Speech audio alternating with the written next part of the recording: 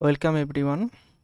আজকে আমরা এসোকাসাপ বইয়ের চ্যাপ্টার 7 অর্থাৎ ডায়াইলেকট্রিক কনস্ট্যান্ট অ্যান্ড ইনসুলেশন এই চ্যাপ্টারটা নিয়ে আলোচনা করব।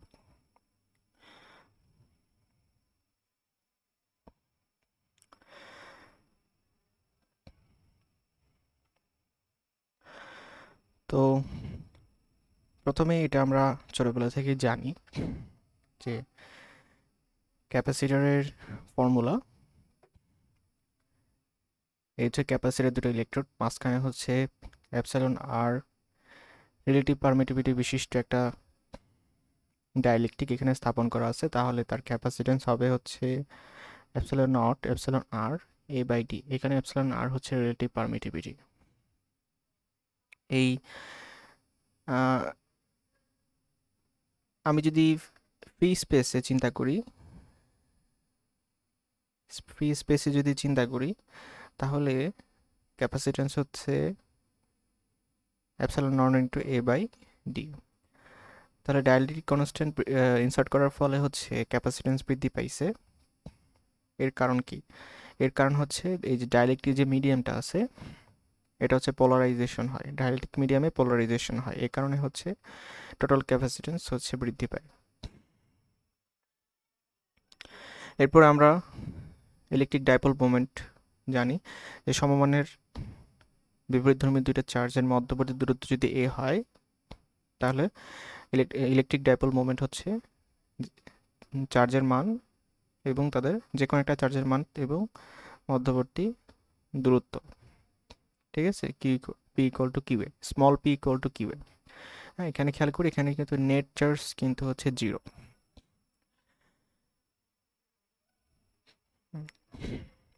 এখানে স্পেসে ইলেকট্রিক ফিল্ড উৎপন্ন করে এটা অন্য একটা সোর্সের ইলেকট্রিক ফিল্ডের সাথে ইন্টারঅ্যাক্ট করতে পারে। এই যে আমরা আলোচনা করতেছি রিলেটিভ পারমিটিভিটি এপসাইলন আর, বা এটাকে আমরা ডাইলেকট্রিক কনস্ট্যান্টও বলতে পারি। ডাইলেকট্রিক কনস্ট্যান্ট, এই যে ডাইলেকট্রিক কনস্ট্যান্ট এটা হচ্ছে ফ্রিকোয়েন্সি ডিপেন্ডেন্ট। ঠিক আছে, আমরা একটু দেখবো যে এটাকে আমরা আসলে এসি ফ্রিকোয়েন্সিতে কমপ্লেক্স ফ্রিকোয়েন্সি আকারে দেখাতে পারি। ঠিক আছে, হ্যাঁ, তখন এটার একটা রিয়েল পার্ট থাকবে, ইমাজিনারি পার্ট থাকবে। ঠিক আছে, আমরা দেখবো তখন গ্রাফটা আসলে এরকম হবে। এটার যে রিয়েল যে পার্টটা আছে এটা হচ্ছে এরকম হবে। হ্যাঁ, এটা হচ্ছে 1, আর এটার যে ইমাজিনারি পার্টটা আছে এটা, হ্যাঁ, প্রথমে হচ্ছে বাড়ে, পরে হচ্ছে আবার কমবে। হ্যাঁ, তো এরকম গ্রাফ আমরা আলোচনা করব। তাহলে বুঝতে পারলাম যে হ্যাঁ, এটা হচ্ছে ফ্রিকোয়েন্সি, যে এপসাইলন আর এটা হচ্ছে ফ্রিকোয়েন্সি ডিপেন্ডেন্ট। তো ক্যাপাসিটরগুলোতে আমরা নর্মালি হচ্ছে এনার্জি স্টোরেজ ডিভাইস হিসেবে ব্যবহার করে থাকি। ঠিক আছে, প্র্যাকটিক্যালি সকল ক্যাপাসিটরের লস হয়। এখানে আই স্কোয়ার পাওয়ার ডিস্ট্রিবিউশন নির্ভর করে ফ্রিকোয়েন্সির উপর। ঠিক আছে, ক্যাপাসিটর যে লস মানে তো আই স্কোয়ার লস। ঠিক আছে, তো আমরা দেখবো যে একটু, হ্যাঁ, যে ক্যাপাসিটর যে যে কোনো ডাইলেকট্রিকটাকে আমরা হচ্ছে একটা ক্যাপাসিটর এবং একটা, হ্যাঁ, রেজিস্ট্যান্স দিয়ে হচ্ছে রিপ্লেস করতে পারি। হ্যাঁ, এই রেজিস্ট্যান্সে আই স্কোয়ার লস হয় এবং এটা আসলে ফ্রিকোয়েন্সি ডিপেন্ড করে, কারণ হচ্ছে এটার যে রেজিস্ট্যান্স আর এটা হচ্ছে ফ্রিকোয়েন্সির উপর নির্ভর করে, এই কারণে আই স্কোয়ার লসটা হচ্ছে ফ্রিকোয়েন্সির উপর নির্ভর করে। ঠিক আছে, আবার চিন্তা করি এই ডাইপোলার ডাইলেকট্রিকের ক্ষেত্রে আমরা একটা যে কোনো ডাইলেকট্রিকে একটা ক্যাপাসিটর এবং তার সাথে প্যারালাল একটা ক্যাপাসিটর, তার সাথে সিরিজ একটা রেজিস্ট্যান্স, এটা দিয়ে রিপ্লেস করতে পারি, বলতে পারি এটা হচ্ছে ইলেকট্রিক্যাল ইকুইভ্যালেন্ট সার্কিট। ঠিক আছে, তো ডাইলেকট্রিকের আসলে কাজ দুইটা, একটা হচ্ছে ক্যাপাসিটেন্স বাড়ায় আর একটা হচ্ছে ইনসুলেশন হিসেবে কাজ করে। ইনসুলেশন মানে হচ্ছে লো কন্ডাক্টিভিটি। ঠিক আছে, কারণ হচ্ছে ডাইলেকট্রিকের দুইটা যে, হ্যাঁ, এই যে প্লেট আছে, হ্যাঁ, ডাইলেকট্রিকের মধ্য দিয়ে ক্যাপাসিটর এক প্লেট থেকে আরেক প্লেটে চার্জ কন্ডাক্ট হইতে পারে না। ঠিক আছে, তারপর আমরা পড়বো হচ্ছে ডাইলেকট্রিকের ব্রেকডাউন। তো এখানে যে আমরা দুই প্রান্তে যে ভোল্টেজ অ্যাপ্লাই করি এর ফলে এখানে ইলেকট্রিক ফিল্ড উৎপন্ন হয়। এই উৎপন্ন ইলেকট্রিক ফিল্ডটা যদি ডাইলেকট্রিক স্ট্রেংথ, হ্যাঁ, ইবিআর যেটাকে বলি, উৎপন্ন ফিল্ডটা ইবিআর ই গ্রেটার দেন যদি ইবিআর হয়, তাহলে এখানে একটা ঘটনা ঘটে যেটাকে আমরা বলি ডাইলেকট্রিক ব্রেকডাউন। অর্থাৎ তখন হচ্ছে ক্যাপাসিটর এক প্রান্ত থেকে আরেক প্রান্তে যেদিকে ফিল্ড অ্যাপ্লাই করেছে তার উল্টা দিকে হচ্ছে একটা large amount of current flow হতে থাকে, হ্যাঁ, যেটাকে আমরা বলি discharge current. Okay, large amount of current হচ্ছে ফ্লো হওয়া শুরু করবে এবং এটা হচ্ছে ক্যাপাসিটরটা ডিসচার্জ হয়ে যাবে। আচ্ছা, এখন আমরা পড়বো পোলারাইজেশন এবং রিলেটিভ পারমিটিভিটি। তো চিন্তা করি এই হচ্ছে একটা ক্যাপাসিটর, এখানে ফ্রি স্পেসে আছে, মাঝখানে কোনো ইলেকট্রিক নাই, হ্যাঁ, ইলেকট্রিক ফিল্ড হচ্ছে ই অ্যাপ্লাই করা হয়েছে। ইলেকট্রিক ফিল্ডের ডিরেকশন হচ্ছে এই যে পজিটিভ পাতের থেকে নেগেটিভ পাতের দিকে, দুইটা পাতের মধ্যবর্তী ডিস্টেন্স হচ্ছে ডি। হ্যাঁ, এখানে হচ্ছে কিউ নট চার্জ জমা হয়েছে, এখানে মাইনাস কিউ নট চার্জ জমা হয়েছে। তাহলে ক্যাপাসিটেন্স যদি আমি চিন্তা করি সি নট, তাহলে C naught equal to Q naught by V, এই করে লিখতে পারি epsilon into A by D. এবং ইলেকট্রিক ফিল্ডের ইকুয়েশন এই যে এখানে অ্যাপ্লাইড ভোল্টেজ আছে বি, আমরা জানি যে ইলেকট্রিক ফিল্ড ইকুয়াল টু হচ্ছে মাইনাস ডিবি বাই ডিএক্স। হ্যাঁ, এখানে যেহেতু এটা ইউনিফর্ম হিসেবে দেখাইছি এই জন্য লিখতে পারি এটা ডিসি, তো এসি না, এসি হলে এটা আর ডিসি হলে এটা, E V electric field equal to V by D. হ্যাঁ, একক হচ্ছে voltage per metre, volt per metre.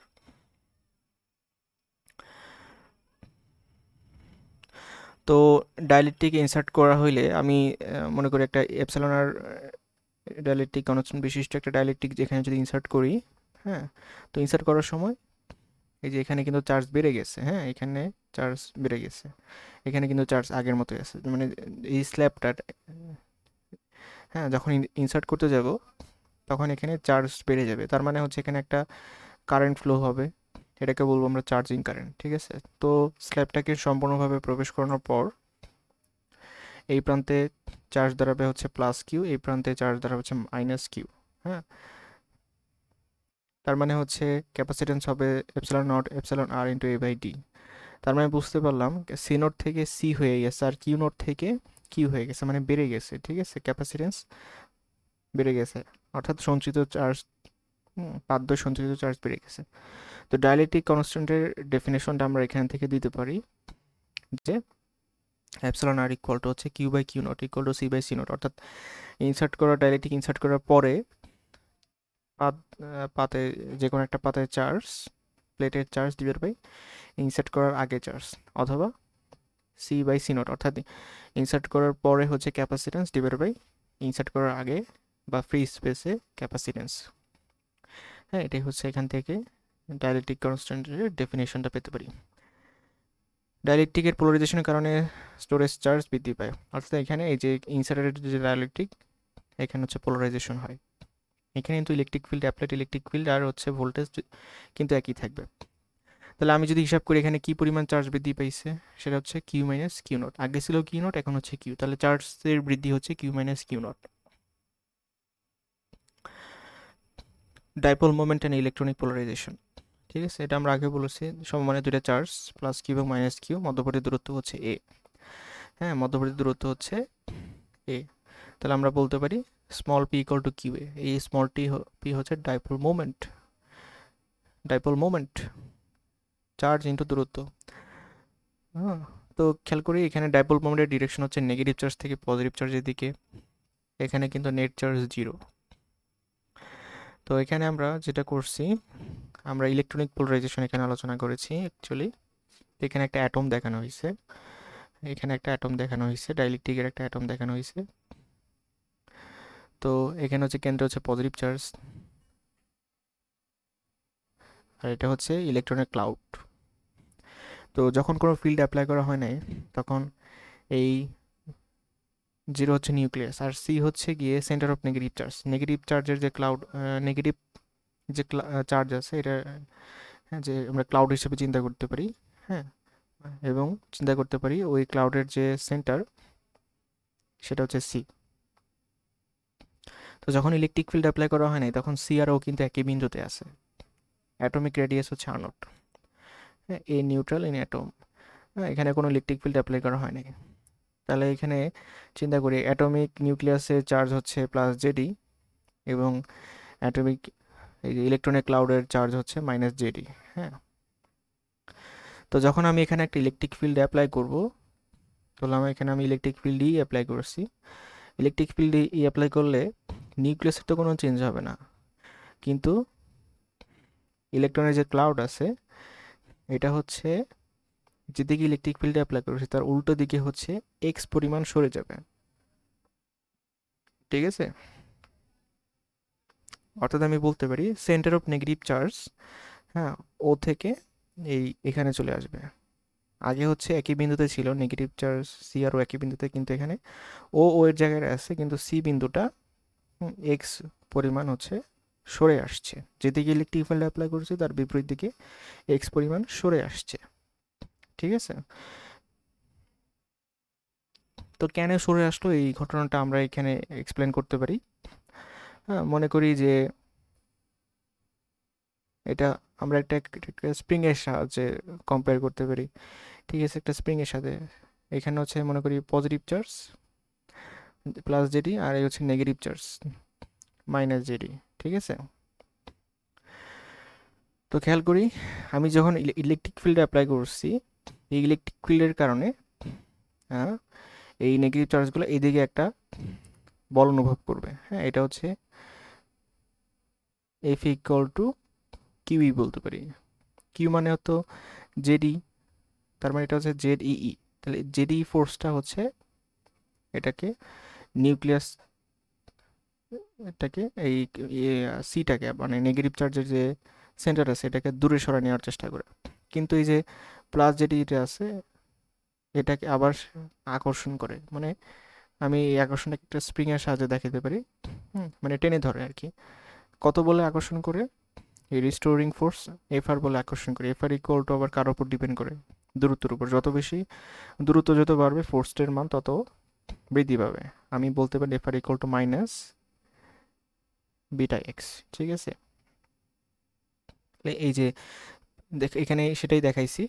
এই হচ্ছে ইলেকট্রিক ফিল্ড, এটা হচ্ছে ইনডিউসড ডাইপোল মোমেন্ট।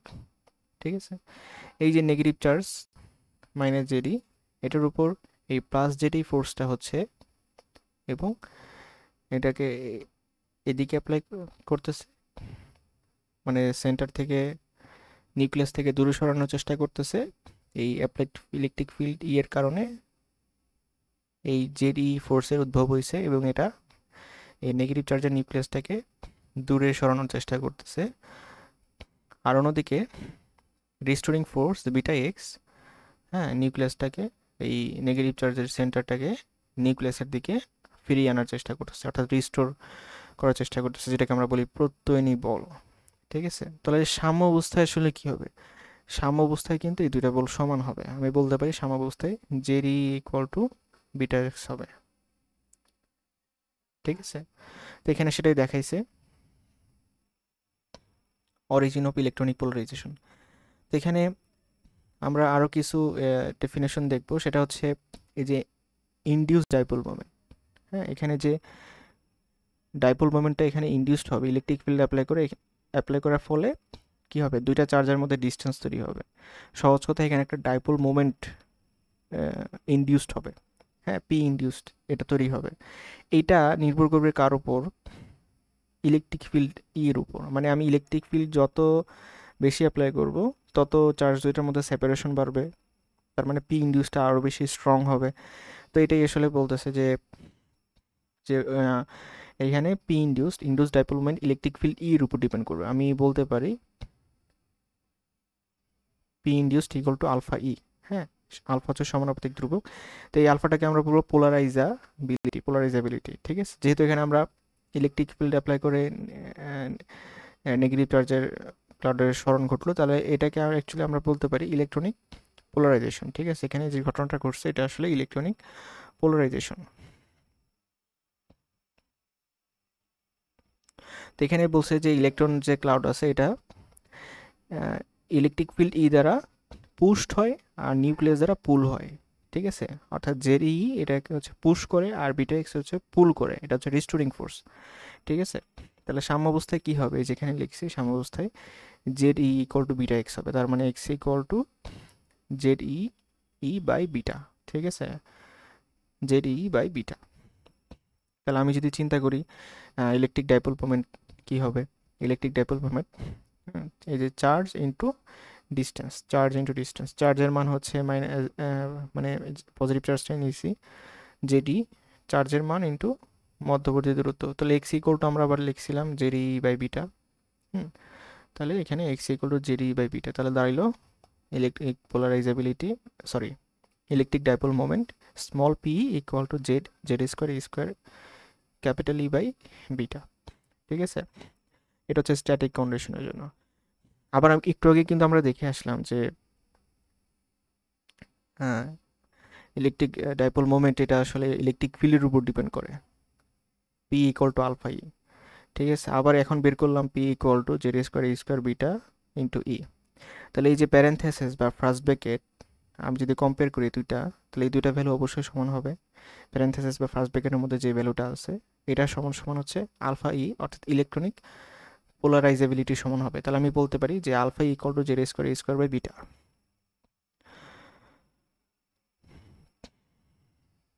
ঠিক আছে, এখন বিটা ইকুয়াল টু আমি কি লিখতে পারি, বিটা ইকুয়াল টু আমরা লিখতে পারি Z square E square by 4 pi epsilon not epsilon naught R naught Q, R হচ্ছে অ্যাটমিক রেডিয়াস। তো এটা আমরা আসলে কিভাবে প্রমাণ করলাম, এটার জন্য আমরা এই জিনিসটা একটু খেয়াল করি। রোই হচ্ছে নেগেটিভ স্পেস চার্জ ডেন্সিটি, হ্যাঁ স্পেস চার্জ ডেন্সিটি বা ভলিউম চার্জ ডেন্সিটি যেটাকে বলি, অর্থাৎ টোটাল চার্জ বাই ভলিউম। তো অ্যাটমটা হচ্ছে স্পিয়ারের মতো, টোটাল চার্জ কত, নেগেটিভ চার্জ ক্লাউডের যে চার্জ সেটা হচ্ছে মাইনাস জেডি, আর ভলিউম কত গোলকের বা স্ফিয়ারের ভলিউম কত 4/3 পাই আর নট কিউব। এটাই হচ্ছে আমাদের negative space charge density rho E. হ্যাঁ, তো এইটা থেকে আমরা হচ্ছে ইলেকট্রিক ফিল্ড, হ্যাঁ রিস্টোরিং ইলেকট্রিক ফিল্ডটা ক্যালকুলেট করতে পারি, এটা আমাদের একটু মুখস্থ করতে হবে। ঠিক আছে, তো restoring electric field equal to rho E minus X by 3 epsilon not. ঠিক আছে, তো আমি যদি এই সূত্রে এখন এপসাইলন রো ইর ভ্যালুটা বসাই দিই, হ্যাঁ তাহলে এরকম আসতেছে ই আর ইকুয়াল টু হচ্ছে ZD by 4 pi epsilon naught R naught cube. ঠিক আছে, তো রেস্টোরিং ইলেকট্রিক ফিল্ড থেকে আমরা রেস্টোরিং ফোর্স ক্যালকুলেট করতে পারি। রেস্টোরিং ফোর্স আমরা যেহেতু জানি যে E equal to F by Q, তাহলে এফ ইকুয়াল টু হচ্ছে E Q. Okay, F equal to E Q, তাহলে restoring force equal to restoring electric field into charge. ঠিক আছে, এই যে চার্জের মান হচ্ছে মাইনাস জেডি আর ইলেকট্রিক ফিল্ড হচ্ছে ইয়ার। তাহলে আমি যদি মান বসাই দিই, হ্যাঁ ইয়ারের ভ্যালুটা এখানে বসাই দিলাম ZD X by 4 pi epsilon R naught Q.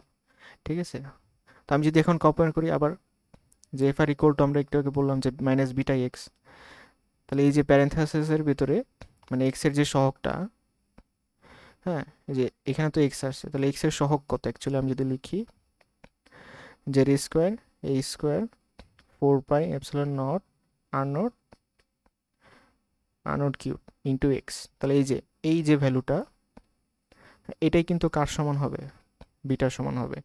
হ্যাঁ এখানে এক্সের সহগ যায়, এখানে এক্সের সহগ, তার মানে আমি বলতে পারি beta equal to ZD whole square 4 pi epsilon naught R naught cube. তাহলে এখন যদি আমি এই মানটা নিয়ে যদি কাজ করি,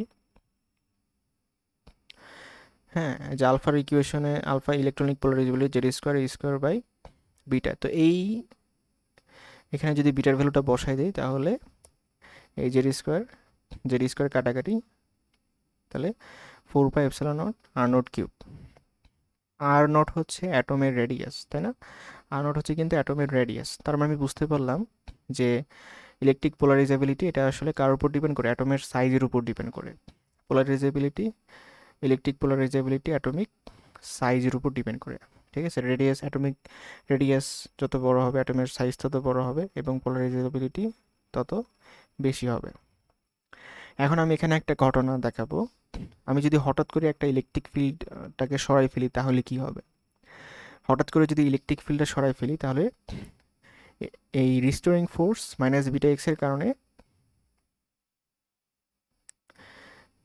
ইলেকট্রনের ক্লাউড যেটা আছে এটার ত্বরণ হবে হচ্ছে Z square X by D square X by DT square, এটা হচ্ছে ত্বরণ, ঠিক আছে, মানে এটা হচ্ছে এ, ত্বরণ এ। আর এটা হচ্ছে ভর, মানে এফ ইকুয়াল টু এম এর সূত্র আছে না, ঠিক আছে, এটা হচ্ছে রিস্টোরিং ফোর্স। এই রিস্টোরিং ফোর্সের কারণে এম ভরের ত্বরণ হবে এ। এম ইকুয়াল টু হচ্ছে ইলেকট্রনের ক্লাউডের ভর, জেড এম ই, ই হচ্ছে জেড হচ্ছে ইলেকট্রনের সংখ্যা, এম ই হচ্ছে একটা ইলেকট্রনের ম্যাস, এই হচ্ছে ইলেকট্রনের ক্লাউডের ত্বরণ, আর এফ হচ্ছে রিস্টোরিং ফোর্স। তাহলে আমি বলতে পারি যে minus beta X equal to হচ্ছে জেড এম ই ইন্টু ত্বরণ, অর্থাৎ D square X by DT square, ঠিক আছে। তো এইটা আসলে কিসের মতো হয়ে গেল, এটা যদি খেয়াল করি, এটা হচ্ছে সিম্পল হারমোনিক মোশনের যে ডিফারেনশিয়াল ইকুয়েশন আছে না, এই যে A plus omega square X X equal to zero, এটার মতো হয়ে গেল, হ্যাঁ, ডিফারেনশিয়াল ইকুয়েশনের মতো হয়ে গেল। তো এটাকে যদি আমি সলভ করতাম তাহলে কি রকম ইকুয়েশন পাইতাম, X T equal to X naught cos omega naught T, ঠিক আছে, এরকম একটা ইকুয়েশন আমরা পেতাম। সহজ কথা, এটা হচ্ছে simple harmonic মোশনের solution.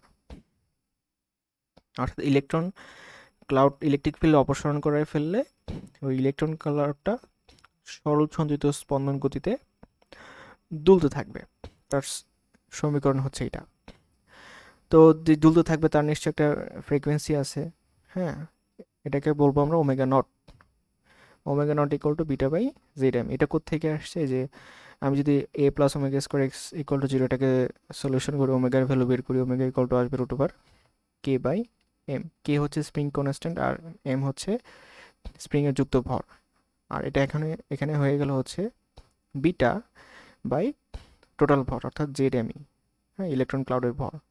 Omega naught equal to root over beta by Z M E. এই ওমেগা নট হচ্ছে, ওমেগা নটটাকে আমরা এখন বলবো electronic polarisation resonant frequency, electronic polarisation আর রেজোন্যান্ট ফ্রিকোয়েন্সি। আর এক্স নটটা হচ্ছে বিস্তার, অর্থাৎ ফিল্ড রিমুভ করার পূর্বে তার যে সেপারেশন বা ডিসপ্লেসমেন্ট ছিল সেটা। এখন নেগেটিভ ক্লাউডটা কিন্তু সরল সঞ্চিত স্পন্দন গতিতে দুলতেছে, ঠিক আছে, কিন্তু এখানে একটা সমস্যা আছে, সেটা হচ্ছে যে ক্লাসিক্যাল ইলেকট্রোমেকানিজম থেকে আমরা জানি যে একটা অ্যাসিলেটিং চার্জ, হ্যাঁ, যখন অর্থাৎ একটা চার্জ যখন ত্বরিত হইতে থাকে তখন সেখান থেকে ইলেকট্রোম্যাগনেটিক এনার্জি হচ্ছে রেডিয়েট হয়। একটা অ্যাসিলেটিং চার্জ ইলেকট্রোম্যাগনেটিক এনার্জি রেডিয়েট করে রেডিয়েন্টের মতো। তাহলে বিস্তার ক্রমান্বয়ে হ্রাস পাবে, ঠিক আছে, বিস্তার কিন্তু ক্রমান্বয়ে হ্রাস পাবে। আবার আমরা জানি যে অ্যাভারেজ এনার্জি বিস্তারের বর্গের সমানুপাতিক, ঠিক আছে, বিস্তারের বর্গের সমানুপাতিক, তাহলে এনার্জিটাও হ্রাস পাবে, অ্যাভারেজ এনার্জিটাও হ্রাস পাবে। তো এখানে আমি ওমেগা নটের সাথে, অর্থাৎ ইলেকট্রনিক পোলারাইজেশন রেজোন্যান্ট ফ্রিকোয়েন্সি, এই যে omega naught electronic polarisation resonance ফ্রিকোয়েন্সির সাথে পোলারাইজেবিলিটির একটা সম্পর্ক দেখাইছি, সেটা হচ্ছে এটা, alpha equal to Z square square by beta.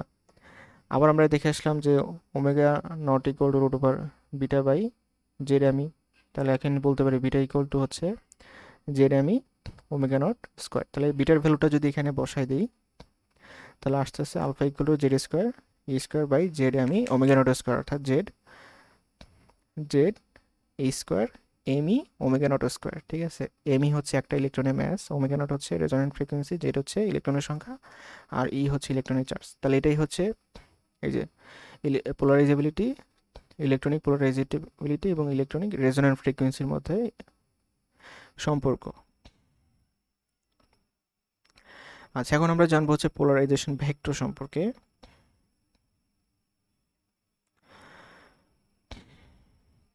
Polarisation vector capital P, এটা কিন্তু ক্যাপিটাল পি।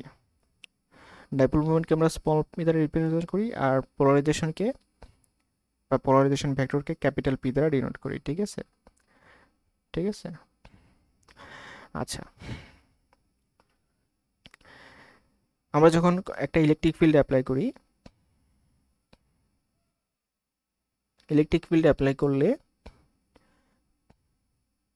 ডাইলেকট্রিক যে মিডিয়াম আছে এটার অণুগুলা পোলারাইজড হয়ে যাবে, ঠিক আছে। অর্থাৎ সহজ কথায় ক্যাপাসিটরের মাঝখানে যদি আমি একটা ডাইলেকট্রিক স্থাপন করি সেটা পোলারাইজড হয়ে যাবে, ঠিক আছে, কারণ ক্যাপাসিটরের মাঝখানে তো আগে থেকে একটা ইলেকট্রিক ফিল্ড ছিল, তাই না? ইলেকট্রিক ফিল্ড এটা আগে থেকে ছিল। এখন সেখানে যদি আমি একটা ডাইলেকট্রিকের স্ল্যাব ইনসার্ট করি, তাহলে সেই ডাইলেকট্রিকের যে অণুগুলো আছে সেগুলো পোলারাইজড হয়ে যাবে। ঠিক আছে, অর্থাৎ এরকম, হ্যাঁ, ওই যে সেন্টার অফ পজিটিভ চার্জ থেকে ইলেকট্রন ম্যাগনেটিক যে ক্লাউড, এটার একটা সেপারেশন তৈরি হবে, ও আর সি এর মধ্যে একটা এই যে সেপারেশন তৈরি হবে। হ্যাঁ,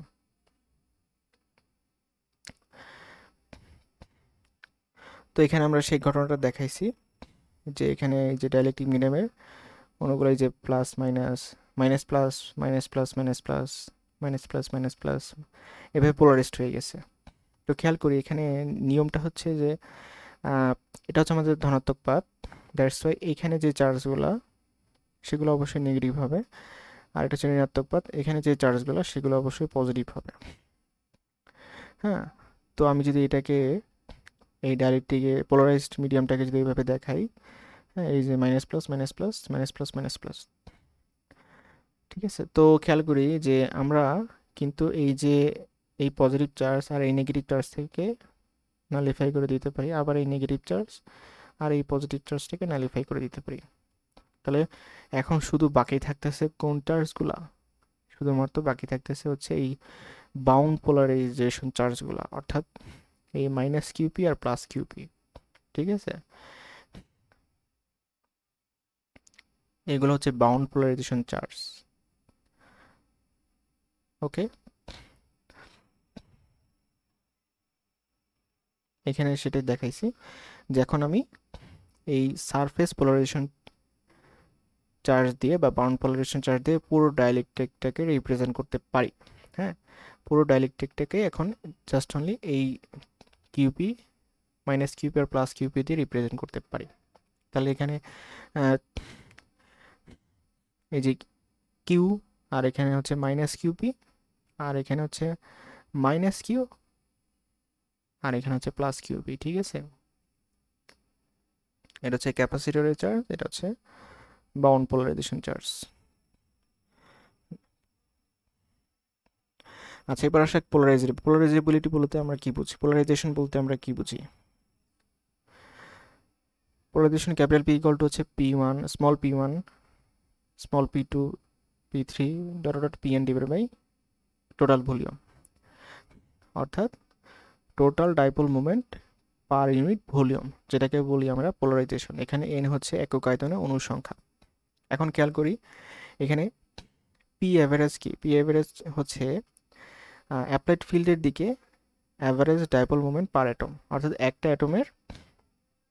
অ্যাটম প্রতি যে অ্যাভারেজ ডাইপোল মোমেন্ট আছে সেটাকে যদি আমি একক আয়তন অনুসংখ্যা দিয়ে গুণ করি, তাহলে আমি পেয়ে যাবো হচ্ছে পোলারাইজেশন। ঠিক আছে, পোলারাইজেশন।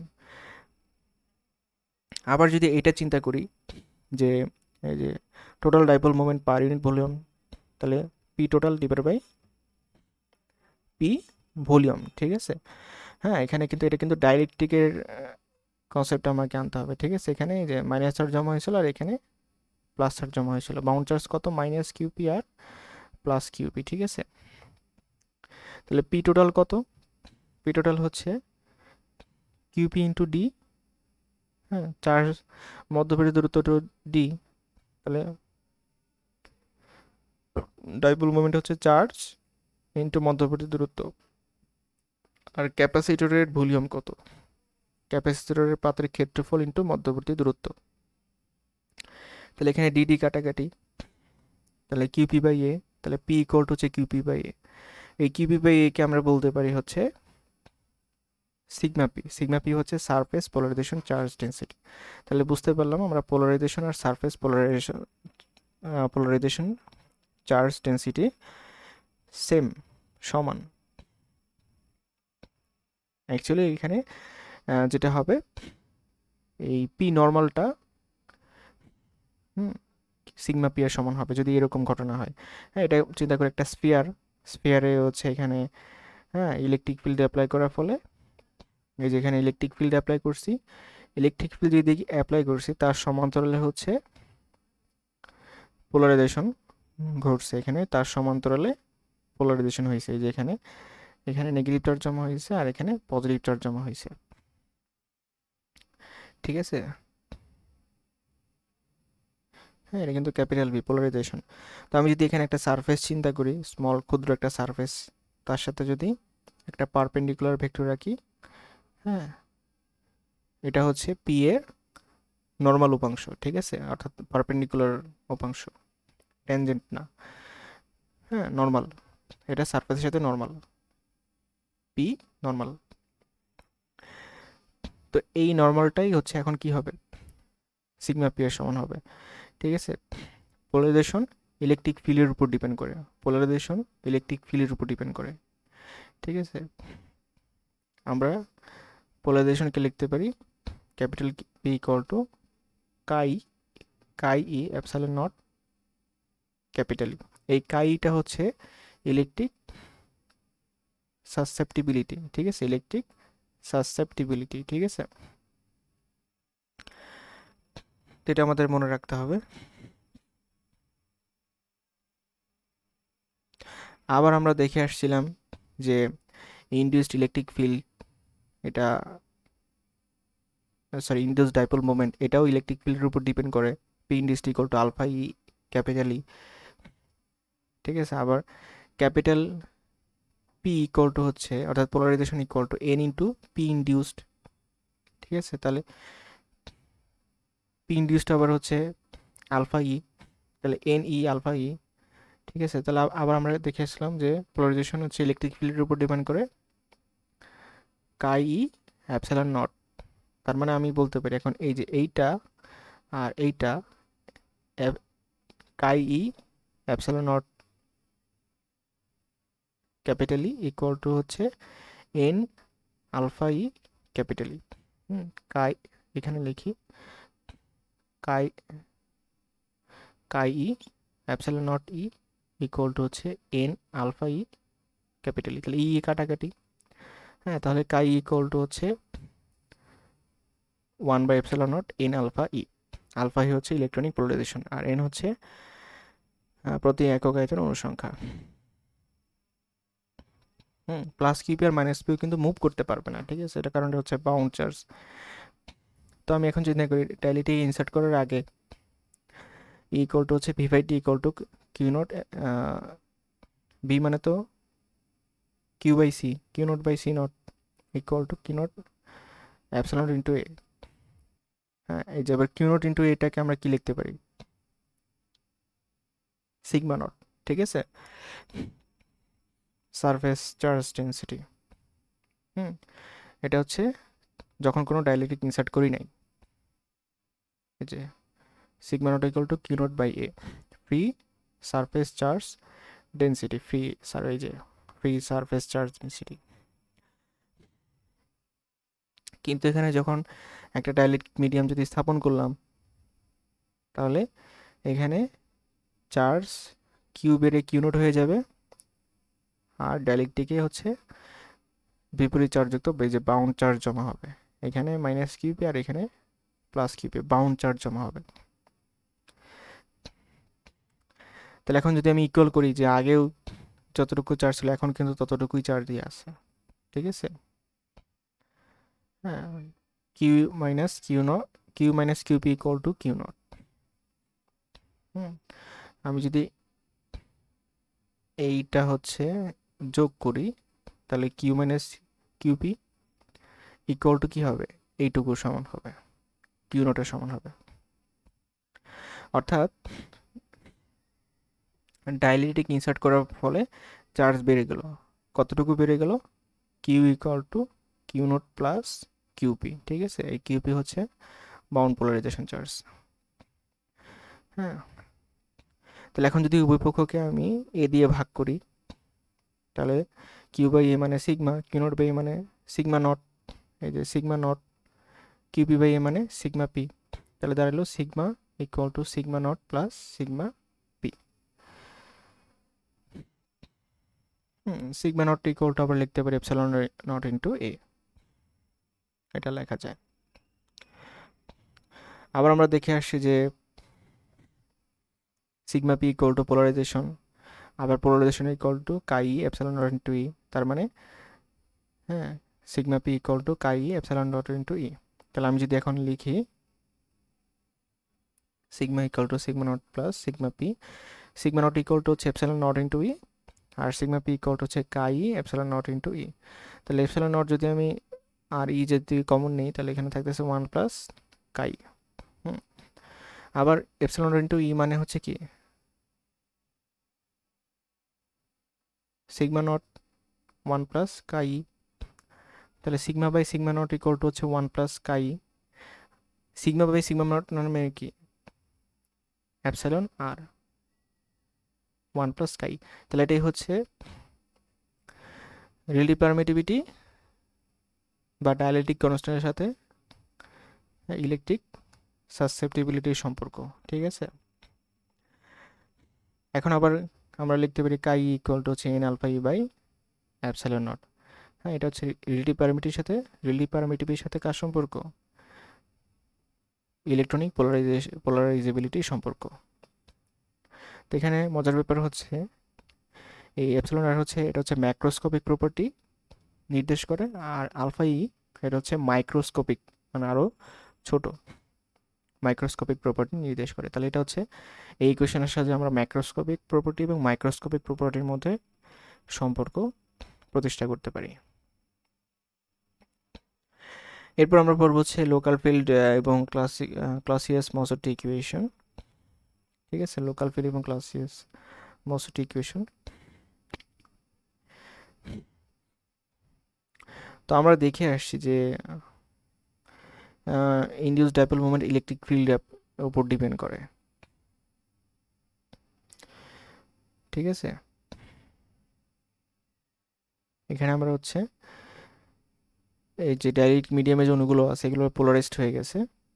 তো মাঝখানে যদি একটা অণু নেই, মাঝখানে যদি অণু অর্থাৎ একটা ডাইপোল নেই, হ্যাঁ এই ডাইপোলটা কিন্তু এই ইলেকট্রিক ফিল্ড ই অনুভব করবে না, সে অ্যাকচুয়ালি অনুভব করবে হচ্ছে অন্য একটা ফিল্ড, মানে ইলোকাল। ইলোকাল হচ্ছে actual field experienced by a molecule in a dielectric. Actual field experienced by a molecule in a dielectric. ঠিক আছে, তো ইলোকাল ইকুয়াল টু কত? যে ফিল্ডে অ্যাপ্লাই করছি plus 1/3 epsilon not into capital P. Capital P হচ্ছে polarisation. ঠিক আছে, অর্থাৎ এখানে এই যে অণুটা হচ্ছে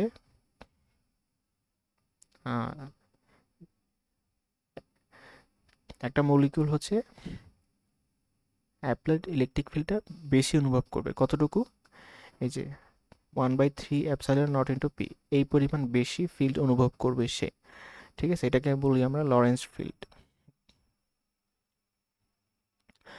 তো পি ইনডিউসড অর্থাৎ ইনডিউসড ডাইপোল মোমেন্টের এখন electric field applied electric field average electric field এর উপর ডিপেন্ড করবে, নির্ভর করবে কার উপর? লোকাল ফিল্ডের উপর। তাহলে P induced equal to alpha E local. আবার পোলারাইজেশন ইকুয়াল টু লিখতে পারি আমরা chi E epsilon naught into E. হ্যাঁ, আবার epsilon r equal to 1 plus chi, তার মানে chi equal to epsilon naught into epsilon chi equal to epsilon R minus 1। এখন কাইয়ের ভ্যালুটা যদি এখানে নিয়ে বসাই দিই তাহলে আমাদের পোলারাইজেশনের ইকুয়েশনে আসতে আসছে এপসাইলন আর minus 1 epsilon naught into E. ঠিক আছে, তো আমি বলতে পারি যে ক্যাপিটাল পি ইকুয়াল টু, আবার capital P equal to N P induced বলতে পারি। তো এই দুইটা ইকুয়েশন, এই ইকুয়েশন থেকে আমরা হচ্ছে ক্লসিয়াস-মসোর্টি ইকুয়েশন অর্থাৎ epsilon R minus 1 by epsilon R plus 2 equal to N alpha E by 3 epsilon naught, এই সূত্রটা প্রমাণ করতে পারি। এটা হচ্ছে ম্যাক্রোস্কোপিক প্রপার্টি নির্দেশ করে, আর আলফা এটা হচ্ছে মাইক্রোস্কোপিক প্রপার্টি নির্দেশ করে। তো এখন অ্যাকচুয়ালি আমরা যেটা দেখবো ওই যে ক্লসিয়াস-মসোর্টি ইকুয়েশন, এটা হচ্ছে এটার ডেরিভেটিভটা দেখবো।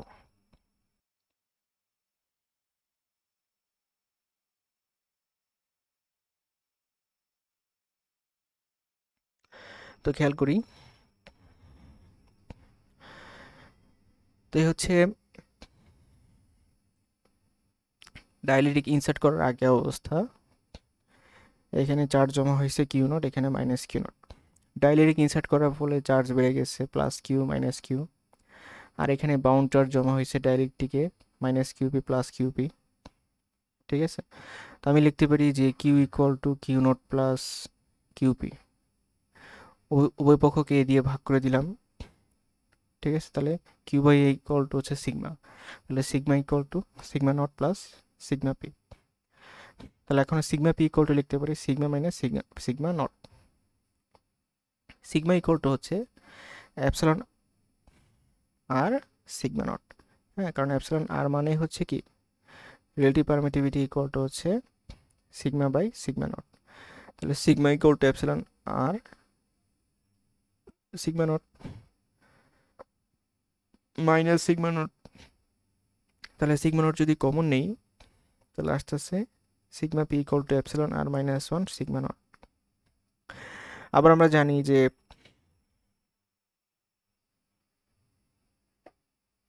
ইনডিউস পোলারাইজেশন এটা কার সমান, এই যে ইনডিউসড মানে বাউন্ড সারফেস চার্জ ডেনসিটির সমান, অর্থাৎ সিগমা পি এর সমান। Polarization equal to sigma P. কিভাবে? এই যে polarization equal to P induced by AD, হ্যাঁ, total dipole moment per unit area per unit volume. P induced equal to Q P into D divide by A into D. তাহলে Q P by A মানে তো sigma P, তাহলে polarization equal to হচ্ছে sigma P. ঠিক আছে, polarization equal to হচ্ছে sigma P. তাহলে এখন আমি বলতে পারি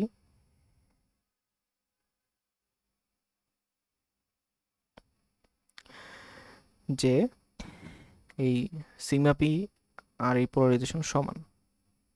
তাহলে এখন পোলারাইজেশন ইকুয়াল টু হচ্ছে যেটা, ঠিক আছে, polarization equal to epsilon R minus 1 sigma naught. এখন সিগমা নট ইকুয়াল টু আবার আমরা বলতে পারি এপসাইলন নট ইন্টু ই, কারণ হচ্ছে আমরা জানি যে ই ইকুয়াল টু হচ্ছে sigma not by epsilon not. তাহলে sigma naught equal to epsilon naught into E. ঠিক আছে, তাহলে এটা হচ্ছে আমাদের 1 নাম্বার ইকুয়েশন।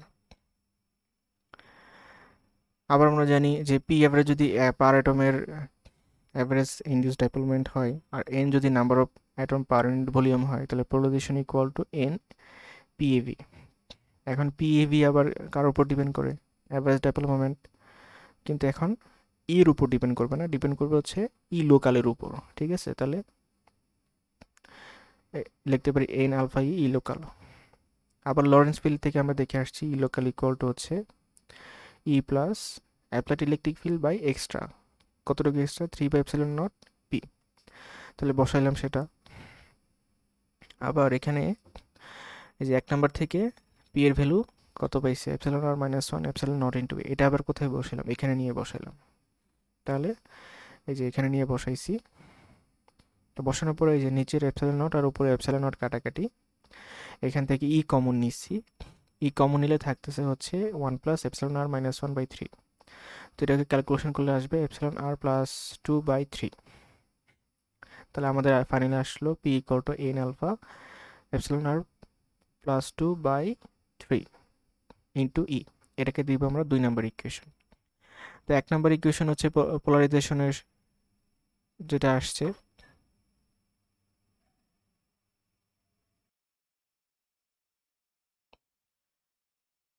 আর 2 নাম্বার ইকুয়েশনের যে পোলারাইজেশন যে ইকুয়েশনটা আসছে, এই দুটো ইকুয়েশনকে আমরা এখন সমান ধরবো। তাহলে epsilon R minus 1 epsilon naught into E equal to N alpha epsilon R plus 2/3 into E. তাহলে এখানে ই কাটাকাটি, আমি যদি এই যে এইটাকে এখানে নিয়ে আসি আর এটাকে যদি নিচে নিয়ে যাই, তাহলে আমাদের ক্লসিয়াস-মসর্টি ইকুয়েশনটা প্রমাণ হয়ে যাচ্ছে। Epsilon R minus 1 divide by epsilon R plus 2 equal to N alpha by 3 epsilon not.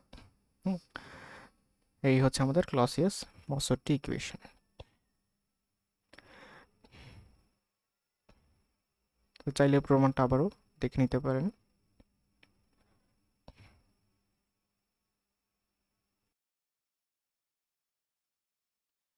এরপর আমরা পড়বো electronic polarisation in covalent solid. So এখানে একটা সিলিকনের একটা সলিড দেখতে পারতেছি। তো সিলিকনগুলা প্রত্যেকটা সিলিকন 4টা সিলিকন অ্যাটমের সাথে সমযোজী বন্ধন গঠন করে, ঠিক আছে। এটা হচ্ছে এখানে কোনো ইলেকট্রিক ফিল্ড অ্যাপ্লাই করা হয় নাই, ঠিক আছে, এরকম অবস্থা।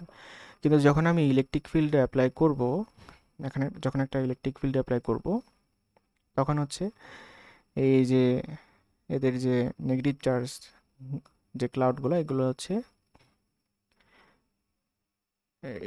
ইনডিউসড হবে, এখানে ডাইপোল মোমেন্ট ইনডিউসড হবে, এবং এভাবে এটা হচ্ছে নেগেটিভ চার্জের সেন্টারটা সরে যাবে এখানে। তাই বলছে যে when an electric field is applied to covalent solid, the valence electron in the covalent bond are shifted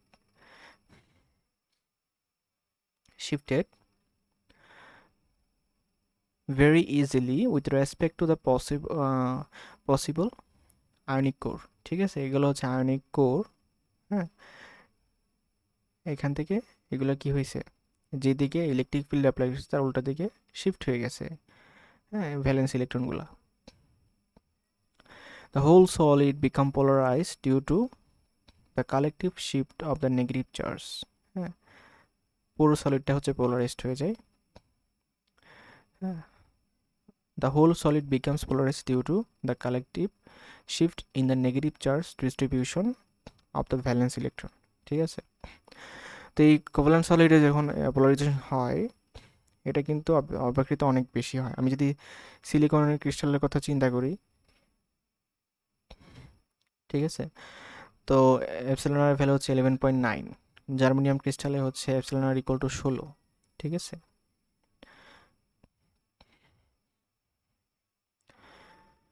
এরপর আমরা আলোচনা করব হচ্ছে আরও কিছু পোলারাইজেশন মেকানিজম নিয়ে, সেটা হচ্ছে, আর তখন আমরা ইলেকট্রনিক পোলারাইজেশন নিয়ে আলোচনা করেছি, এখন পড়ব হচ্ছে ionic polarization, orientational polarization, interfacial polarization, ঠিক আছে। তো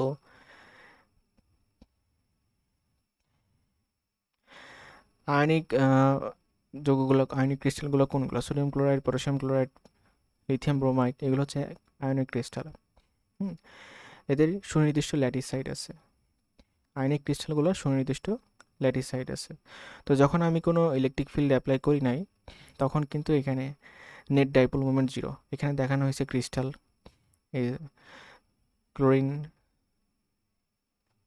ক্লোরিন মাইনাস, সোডিয়াম প্লাস, ঠিক আছে, অ্যানায়ন ক্যাটায়ন, ঠিক আছে। তো এটা হচ্ছে পি প্লাস, এটা হচ্ছে পি মাইনাস। তো আমি যদি এখানে নেট ডাইপোল চিন্তা করি, এটা কিন্তু 0 যখন কোনো ইলেকট্রিক ফিল্ড অ্যাপ্লাই করা হয়নি। এখন ইলেকট্রিক ফিল্ড যদি অ্যাপ্লাই করি তাহলে কি হবে, এখানে এই যে পি প্লাসটা হচ্ছে বেড়ে পি প্লাস প্রাইম হয়ে যাবে, এবং পি মাইনাসটা কমে পি মাইনাস প্রাইম হয়ে যাবে, ওকে। ফলশ্রুতিতে এখানে একটা নেট ডাইপোল মোমেন্ট তৈরি হবে। এই net dipole moment equal to P plus prime minus P plus prime minus P minus prime, ঠিক আছে। এবং এই নেট ডাইপোল মোমেন্টটা অবশ্যই কি ইস্যুর উপর ডিপেন্ড করে, ইলেকট্রিক ফিল্ডের উপর ডিপেন্ড করে, ঠিক আছে, ইলেকট্রিক ফিল্ড ডিপেন্ড করে। যেহেতু এখানে আয়নিক ক্রিস্টালের পোলারাইজেশন হইতেছে, সো আমরা এই আলফাটাকে বলবো হচ্ছে আয়নিক পোলারাইজেবিলিটি। তাহলে P average equal to alpha I E local, ঠিক আছে, আলফা আই ই লোকাল। এই আলফা এটা ইলেকট্রনিক পোলারাইজেবিলিটি যদি 10 গুণ হয়, 10 গুণ, ফলে আয়নিক সলিডের ডাইলেকট্রিক কনস্ট্যান্ট অপেক্ষাকৃত বড় হয় ইলেকট্রনিক পোলারাইজেশন থেকে। তাহলে এখন আমি পোলারাইজেশনের সংজ্ঞা দিতে পারি N I P A V. তাহলে এন আই এখানে হচ্ছে number of ion pairs per unit volume,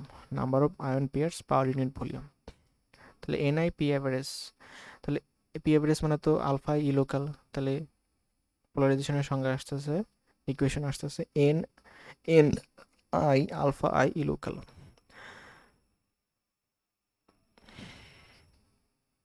আবার আমরা জানি পোলারাইজেশন ইকুয়াল টু হচ্ছে epsilon minus 1 epsilon naught into ই।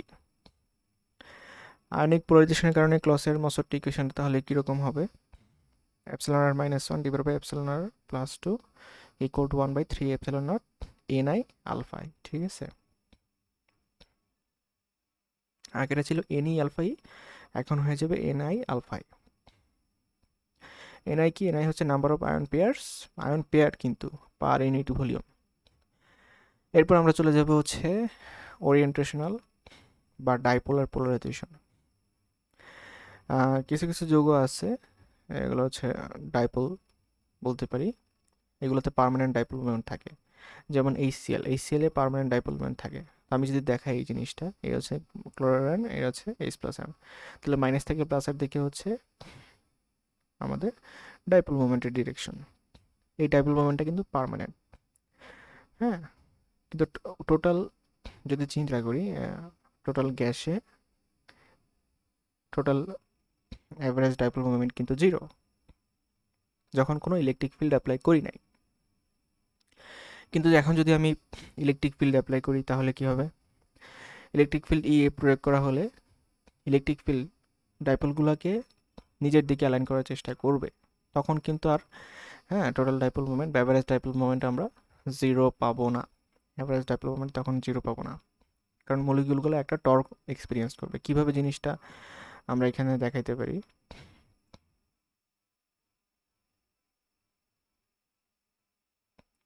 তো চিন্তা করি, এটা তো ফিক্সড ডাইপোল মোমেন্ট আছে, তাই না? ডাইপোল মোমেন্ট আর ইলেকট্রিক ফিল্ডের উপর ডিপেন্ড করতেছে না, সেটাই হচ্ছে বোঝাই ফিক্সড ডাইপোল মোমেন্টটা। হ্যাঁ, ফিক্সড। তো এই হচ্ছে নেগেটিভ চার্জ, নেগেটিভ আয়ন, এই হচ্ছে পজিটিভ আয়ন। এই হচ্ছে আমাদের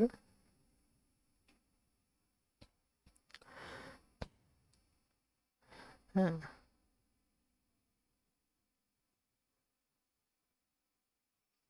পি পি নটের ডিরেকশন, ঠিক আছে।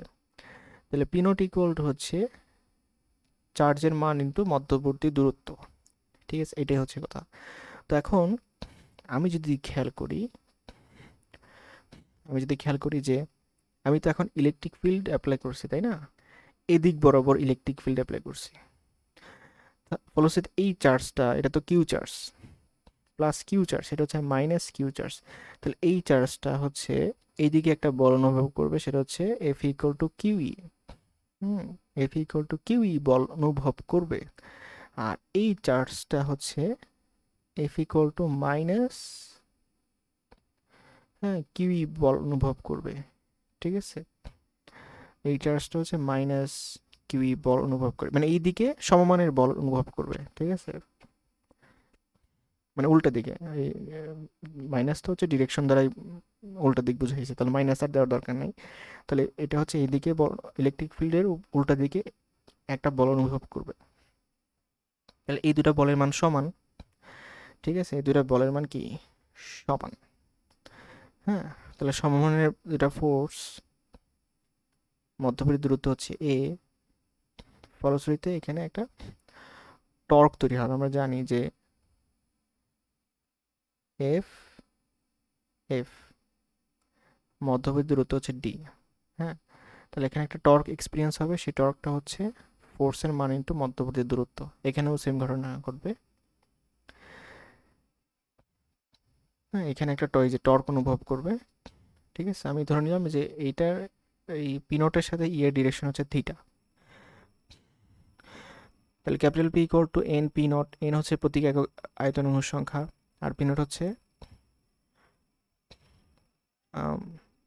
পার্মানেন্ট ডাইপোল মোমেন্ট, ঠিক আছে, permanent dipole moment. Thermal energy dipole মোমেন্টের ওরিয়েন্টেশনকে র্যান্ডমাইজ করার চেষ্টা করে। আমরা জানি অ্যাভারেজ থার্মাল এনার্জি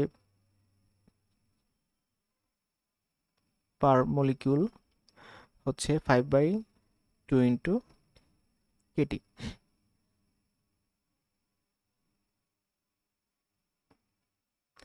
হ্যাঁ, এটা হচ্ছে 5 হচ্ছে এখানে ডিগ্রি অফ ফ্রিডম।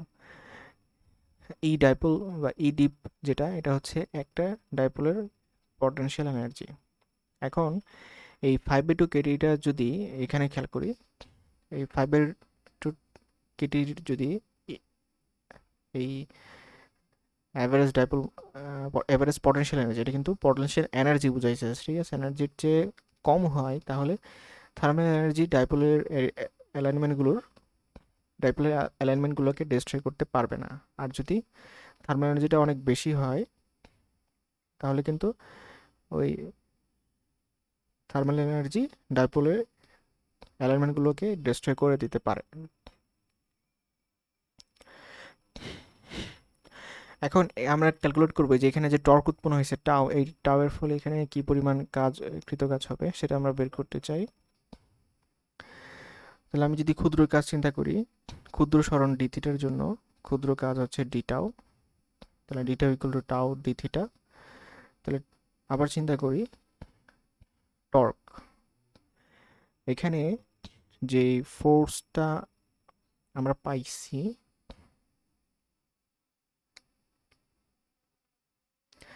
হ্যাঁ সেটার হচ্ছে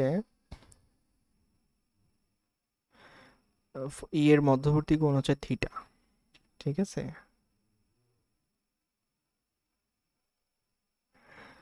এই জন্য আমরা এটাকে এফ এর থিটা উপাংশটা নিব, টাইগুলো দাঁড়াচ্ছে এফ সাইন থিটা, ঠিক আছে? F sine theta. আবার চিন্তা করি যে পি নট ইকুয়াল টু হচ্ছে কিউ ইন্টু এ, তো এখানে জিনিসটা একটু ডিটেলস বোঝানোর চেষ্টা করি।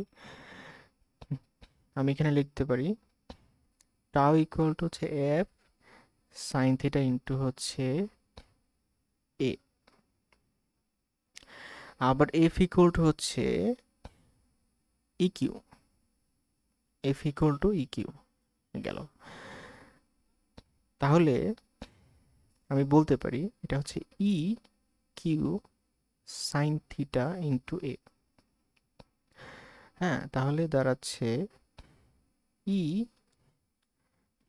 Q Q A into sine theta. এখন কিউ এ মানে তো হচ্ছে ডাইপোল মোমেন্ট, চার্জ ইন্টু মধ্যবর্তী দূরত্ব, তাহলে লিখতে পারি ই পি সাইন থিটা, ঠিক আছে? E P sine theta, electric field, dipole moment, permanent dipole moment আর সাইন থিটা। এখন থিটা ইকুয়াল টু যদি 100, থিটা ইকুয়াল টু 0 হয় তাহলে পটেনশিয়াল এনার্জি এটা 0 হবে, আর থিটা ইকুয়াল টু 180 ডিগ্রি হলে পটেনশিয়াল এনার্জি ম্যাক্সিমাম হবে। আমি যদি এই ম্যাক্স বের করতে চাই তাহলে আসবে হচ্ছে ইন্টিগ্রেশন 0 থেকে পাই ই, আচ্ছা পি নট ই সাইন থিটা ডি থিটা, ঠিক আছে? এটা করলে আমরা ম্যাক্সিমাম এনার্জিটা বের করতে পারবো। তাহলে আসতে আসতে হচ্ছে E two P naught E, two P naught E. তাহলে অ্যাভারেজ ডাইপোল পটেনশিয়াল তাহলে কি হবে? ম্যাক্সিমামের অর্ধেক, অর্থাৎ পি নট ইন্টু ই। তাহলে পি নট ইন্টু ই হচ্ছে আমাদের average dipole potential. Average dipole moment is proportional to P naught average dipole potential divided by 5/2 into KT, ঠিক আছে? এটা কি ছিল? এই যে এই 5/2 into KT, এই যে অ্যাভারেজ থার্মাল এনার্জি, ঠিক আছে? তো এই P naught into E average dipole potential আর average thermal energy per molecule, এই দুটো অনুপাতের উপর ডিপেন্ড করবে, আবার হচ্ছে পার্মানেন্ট ডাইপোলের উপর ডিপেন্ড করবে। হ্যাঁ, এই তিনটা জিনিসের উপর ডিপেন্ড করবে। ডাইপোলের এনার্জি ই থাকার সম্ভাবনা হচ্ছে কার সমানুপাতিক? E to the power minus E by KT এর সমানুপাতিক। এখানে যে পি নট ইন্টু ই, এটা যদি কেটি এর চেয়ে ছোট হয়, এটা হচ্ছে জেনারেল কেসে, তাহলে পি অ্যাভারেজ সমান হবে 1/3 P naught square E by KT, ঠিক আছে? ফলশ্রুতিতে তাহলে এইটা ই এর সমানুপাতিক, তাহলে এই যে এটুকু আছে 1/3 পি নট স্কোয়ার কেটি, এটাই হচ্ছে আমাদের এখন, এটাকে আমরা বলবো dipolar orientational polarizability. Alpha D equal to 1/3 P naught square KT. হ্যাঁ, কেটি হচ্ছে বোল্টজম্যান কনস্ট্যান্ট, টি হচ্ছে টেম্পারেচার, আর পি নট হচ্ছে পার্মানেন্ট ডাইপোল মোমেন্ট। তাহলে এখানে টেম্পারেচার বাড়লে আমাদের আপারটি কিন্তু কমবে, ডাইপোলার ওরিয়েন্টেশনাল পোলারাইজেবিলিটি কমবে, ফলশ্রুতিতে এপসিলন আর যেটা এটা কমবে। এখন এইগুলোর এক্সাম্পল কি, যে পার্মানেন্ট ডাইপোল মোমেন্ট যেটা থাকে এটার এক্সাম্পল হচ্ছে কিছু কিছু পোলার লিকুইড, যেমন ওয়াটার, অ্যালকোহল, অ্যাসিটোনে এবং পোলার গ্যাস HCl স্ট্রিম, এগুলোতে হচ্ছে পার্মানেন্ট ডাইপোল মোমেন্ট পাওয়া যায়, অর্থাৎ এখানে ডাইপোলার ওরিয়েন্টেশনাল পোলারাইজেশন হয়। এরপর আমরা পড়ব ইন্টারফেসিয়াল পোলারাইজেশন। দুইটা ম্যাটেরিয়ালের ইন্টারফেসে বা একটা ম্যাটেরিয়ালের দুইটা রিজিয়নের ইন্টারফেসে চার্জের অ্যাকুমুলেশন হয়, তখন হচ্ছে ইন্টারফেসিয়াল পোলারাইজেশন ঘটে। ঠিক আছে, তো এই চিত্রে আমরা খুব স্পষ্ট দেখতে পাচ্ছি এখানে, এই হচ্ছে আমাদের ডাইলেকট্রিক। হ্যাঁ, তো ডাইলেকট্রিকে নর্মালি যখন কোনো ইলেকট্রিক ফিল্ড অ্যাপ্লাই করা হয় নাই, তখন এখানে কিছু ফিক্সড চার্জ থাকবে, আবার এখানে কিছু মোবাইল চার্জ থাকবে। যখন আমি এখানে ইলেকট্রিক ফিল্ড অ্যাপ্লাই করব, তখন এই ফিক্সড চার্জগুলো তো বা স্পেস চার্জগুলো নিজের জায়গা মতো থাকবে, আর মোবাইল চার্জগুলো হচ্ছে এই যে এই পাথগুলো, পজিটিভ চার্জগুলো এই পাথে হচ্ছে অ্যাকুমুলেটেড হবে, এগুলোকে আমরা বলবো অ্যাকুমুলেটেড চার্জ। তো যখন এই ইলেকট্রিক ফিল্ড অ্যাপ্লাই করে চার্জের অ্যাকুমুলেশন হয়, তখনই আমরা সেটাকে ইন্টারফেসিয়াল পোলারাইজেশন বলি। হ্যাঁ, আবার এরকম যদি গ্রেন বাউন্ডারি থাকে, সেখানেও হচ্ছে ইন্টারফেসিয়াল পোলারাইজেশন হয়, যে ইলেকট্রিক ফিল্ড অ্যাপ্লাই করলাম, এখানে তো অনেকগুলো অঞ্চল আছে, আর মাঝখানে এগুলো হচ্ছে গ্রেন বাউন্ডারি, তাহলে এখানে যেহেতু এটা নেগেটিভ পাথ ইলেকট্রোড, এখানে জমা হবে প্লাস, ফলশ্রুতি এখানে জমা হবে মাইনাস, ফলশ্রুতি এখানে জমা হবে প্লাস, এখানে হবে মাইনাস, হ্যাঁ, এখানে হবে মাইনাস, আবার এখানে হবে প্লাস, এখানে হবে মাইনাস, এখানে হবে মাইনাস, এখানে হবে প্লাস, এভাবে। ঠিক আছে, গ্রেন বাউন্ডারি বা ইন্টারফেসে চার্জের অ্যাকুমুলেশন হয় ইলেকট্রিক ফিল্ড অ্যাপ্লাই করার পরে। তখন আমি যদি চিন্তা করি যে আমাদের ডাইপোলার ইলেকট্রনিক পোলারাইজেশন হচ্ছে, আয়নিক পোলারাইজেশন হচ্ছে, আবার ডাইপোলার ওরিয়েন্টেশনাল পোলারাইজেশন হচ্ছে, তাহলে টোটাল পোলারাইজেশন কত হবে? মানে টোটাল ডাইপোল মোমেন্ট হচ্ছে alpha E E local, alpha I E local, alpha D E local. এখানে কিন্তু আমরা হচ্ছে এই যে alpha I F E local add করতে পারবো না, কেননা হচ্ছে এটা ইন্টারফেসে হয়, আর এগুলো হচ্ছে বাল্কি হয়। হ্যাঁ, এগুলো হচ্ছে বাল্কি হয়, আর এটা হয় ইন্টারফেসে। ইন্টারফেসে হতে এখানে ক্লসিয়াস-মসেট ইকুয়েশন কাজ করে না, এবং লোকাল ফিল্ডের ক্যালকুলেশন অত্যন্ত জটিল। ঠিক আছে, এর জন্য আমরা এটাকে এখানে যোগ করব না। তাহলে আমি যদি চিন্তা করি ইলেকট্রনিক পোলারাইজেশন এবং আয়নিক পোলারাইজেশনের জন্য ক্লসিয়াস-মসেট ইকুয়েশন, সেটা হবে epsilon r minus 1 divide by epsilon r plus 2 equal to 1/3 epsilon naught NE alpha E plus NI alpha A. এখন আমরা পড়বো হচ্ছে ডাইলেকট্রিক কনস্ট্যান্ট এবং ডাইলেকট্রিক লস, এই দুইটাই হচ্ছে ফ্রিকোয়েন্সি ডিপেন্ডেন্ট। তো ডাইলেকট্রিক লস এটা হচ্ছে এসি কন্ডিশন হইতে পারে, ডিসি কন্ডিশন হইতে পারে। ডিসি মানে স্ট্যাটিক, এসি মানে হচ্ছে সাইনোসয়েডাল। তো আমরা দেখে আসছি যে ডাইপোলার ওরিয়েন্টেশনাল পোলারাইজেশনের ক্ষেত্রে যে এখানে ডাইপোল মোমেন্ট এটা হচ্ছে alpha D E. Dipole moment electric ফিল্ডের উপর ডিপেন্ড করে। আলফা ডি হচ্ছে dipolar orientational polarizability. Alpha D equal to P naught square by 3 KT. এখানে পি নট হচ্ছে অ্যাভারেজ পার্মানেন্ট ডাইপোল মোমেন্ট। তো ইমিডিয়েট ডাইপোল মোমেন্ট, ডাইপোল অ্যালাইনমেন্টকে আমি যখন ইলেকট্রিক ফিল্ড অ্যাপ্লাই করব, তখন ওই ইলেকট্রিক ফিল্ডটা ডাইপোলগুলোকে নিজের দিকে অ্যালাইন করার চেষ্টা করবে, কিন্তু এই ঘটনাটাকে দুইটা ফ্যাক্টর হচ্ছে অপোজ করার চেষ্টা করে। একটা হচ্ছে থার্মাল অ্যাগিটেশন, আর একটা হচ্ছে অণুগুলো প্রতিবেশী অণুগুলোর সাথে ইন্টারেক্ট করে এবং ফিল্ডের তাৎক্ষণিক পরিবর্তনে সাড়া দিতে পারে না, ফিল্ডের পরিবর্তনে তাৎক্ষণিকভাবে সাড়া দিতে পারে না। আরেকটা হচ্ছে থার্মাল অ্যাগিটেশন। এই থার্মাল অ্যাগিটেশন ডাইপোলের ওরিয়েন্টেশনকে র্যান্ডমাইজ করার চেষ্টা করে বা র্যান্ডমাইজ করে।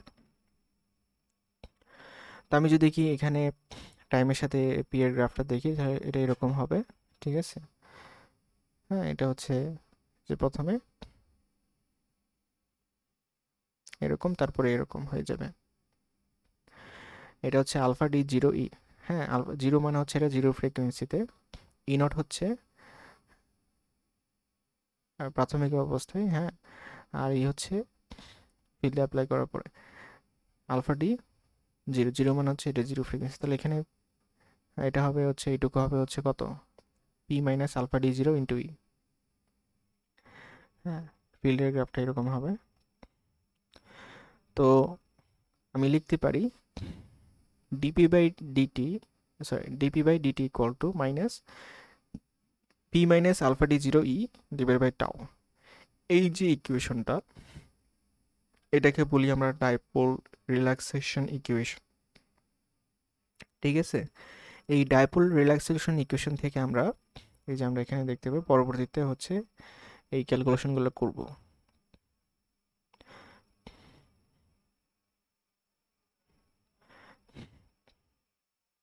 এটা সলিউশন করলে পরে আমরা এগুলো পাই। সো তো এখন আমাদের এই যে ইটা, ই হচ্ছে ইলেকট্রিক ফিল্ড। হ্যাঁ,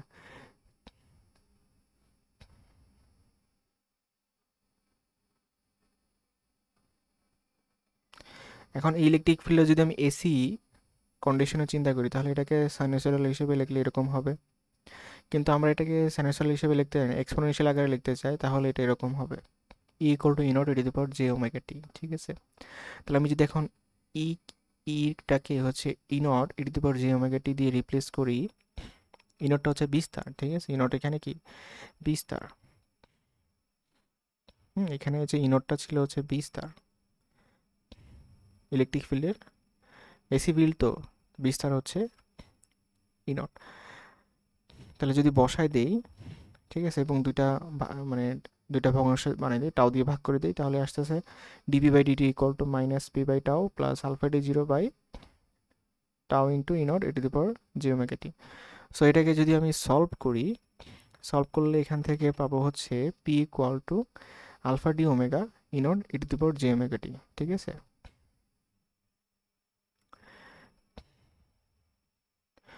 এবং তাহলে alpha D omega equal to হচ্ছে, এবং আলফা ডি যখন এখানে আলফা ডি ওমেগা মানে হচ্ছে alpha D zero by one plus G omega tau, one plus G omega tau.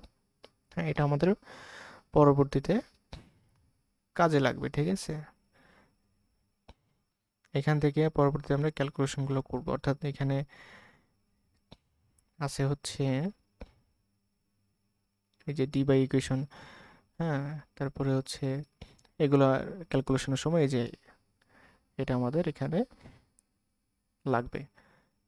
হ্যাঁ, এই যে ডাইপোল রিল্যাক্সেশন ইকুয়েশন থেকে আমরা সলিউশন করে হচ্ছে এখানে আলফা ডি ওমেগার ভ্যালুটা বের করতে পারছি, ঠিক আছে। Alpha D omega equal to alpha D zero by one plus G omega tau. তো এখানে সি এর ইম্পিডেন্স দেখানো হয়েছে one by G omega C, L এর ইম্পিডেন্স হচ্ছে জি ওমেগা এল, যে মানে হচ্ছে 90 ডিগ্রি ফেজ শিফট। তো এখানে এই যে ওমেগা টাও, এটা যদি লেস দেন ওয়ান হয় তাহলে alpha D omega alpha D zero সমান হবে, অর্থাৎ হ্যাঁ ডিসি কন্ডিশন। জিরো মানে কি জিরো ফ্রিকোয়েন্সি, মানে ডিসি কন্ডিশন বা static. Alpha D omega equal alpha D zero হবে, এবং তখন পি আর ই পি পি ই এর সাথে ইন ফেজে থাকবে, ডিসি কন্ডিশন যেহেতু পি ই এর সাথে ইন ফেজে থাকবে, তখন ওয়ান বাই টাওকে আমরা বলবো হচ্ছে রিল্যাক্সেশন রেট। এই ওয়ান বাই টাও ফিল্ডের ফ্রিকোয়েন্সি থেকে ফাস্টার হবে, ঠিক আছে। ওয়ান বাই টাও এটা ফিল্ডের ফ্রিকোয়েন্সি থেকে ফাস্টার হবে, ফিল্ডের ফ্রিকোয়েন্সি হচ্ছে ওমেগা।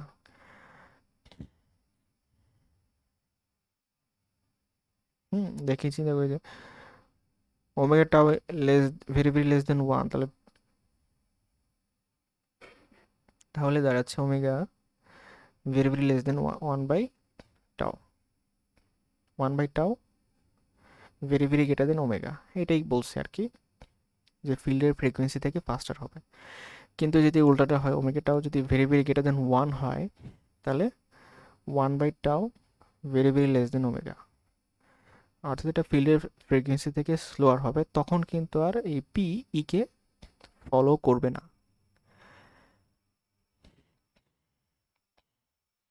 এখানে দেখাইছে যে এখানে আমরা ভোল্টেজ অ্যাপ্লাই করছি V naught sine omega T, পরবর্তীতে এখানে ইলেকট্রিক ফিল্ড উৎপন্ন হয়েছে equal to E naught sine omega T. হ্যাঁ, এখানে হচ্ছে ডাইপোল মোমেন্ট তৈরি হয়েছে P equal to P naught sine omega T minus phi. ঠিক আছে, এটা হচ্ছে ইলেকট্রিক ফিল্ডটিকে ফাই পরিমাণ ল্যাগ করে। এখানে হচ্ছে ডাইপোল মোমেন্টে হচ্ছে এসি ফিল্ড অ্যাপ্লাই করা হয়েছে, সেই ঘটনাটা এখানে দেখানো হয়েছে।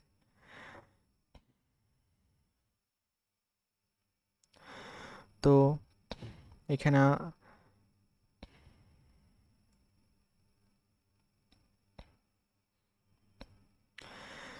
তো এসি কন্ডিশনে যে রিলেটিভ পারমিটিভিটি বা ডাইলেকট্রিক কনস্ট্যান্ট, যেটাকে আমরা বলবো ডাইলেকট্রিক কনস্ট্যান্ট, এটাকে আমরা এভাবে দেখাইতে পারি epsilon R equal to epsilon R prime minus J epsilon R double prime. এটা হচ্ছে রিয়েল পার্ট, আর এটা হচ্ছে এই যেটা হচ্ছে রিয়েল পার্ট, আর এটা হচ্ছে ইমাজিনারি পার্ট। এই রিয়েল পার্ট ইমাজিনারি পার্ট দুটোই হচ্ছে ফ্রিকোয়েন্সি ডিপেন্ডেন্ট। ঠিক আছে, দুইটাই ফ্রিকোয়েন্সি ডিপেন্ডেন্ট। আমি যদি এই রিয়েল পার্টের কথা চিন্তা করি, হ্যাঁ, রিয়েল পার্টের ম্যাক্সিমাম ভ্যালু হচ্ছে, এখানে আমি এপসিলন আর এর সাথে কার গ্রাফ আঁকছি, ওমেগা মানে ফ্রিকোয়েন্সি গ্রাফ আঁকছি। তো এই গ্রাফটাতে আমরা খেয়াল করি, হ্যাঁ, যে এখানে খেয়াল করলে দেখতে হবে যে এটার ম্যাক্সিমাম ভ্যালুটা কোথায় পাওয়া যায়। ফ্রিকোয়েন্সি যখন জিরো, তখন এপসিলন আর এর ভ্যালু, এপসিলন আর প্রাইমের ভ্যালুটা ম্যাক্সিমাম হয়। ঠিক আছে, তো ফ্রিকোয়েন্সি বাড়ার সাথে সাথে এই ভ্যালুটা আস্তে আস্তে কমতে থাকে, রিয়েল পার্টের ভ্যালুটা কমতে থাকে। হ্যাঁ, এবং এটা ফাইনালি গিয়ে কত হয়, 1 হয়। তারপরে দেখি ইমাজিনারি পার্ট যেটা আছে অ্যাপসিলন আর ডাবল প্রাইম, এটা হচ্ছে লো ফ্রিকোয়েন্সিতেও জিরো, হাই ফ্রিকোয়েন্সিতেও জিরো, এবং 1/τ ফ্রিকোয়েন্সিতে, মানে ওমেগা ইকুয়াল টু যখন 1/τ, তখন এখানে একটা ম্যাক্সিমাম ভ্যালু পাওয়া যায়। এপসিলন আর ডাবল প্রাইমের ভ্যালু তখন হচ্ছে ম্যাক্সিমাম হয়। হ্যাঁ, অর্থাৎ peak at omega equal to 1/τ। এই পিকটাকে বলা হয় রিল্যাক্সেশন পিক। ঠিক আছে, এই পিকটাকে তখন আমার বলা হচ্ছে রিল্যাক্সেশন পিক।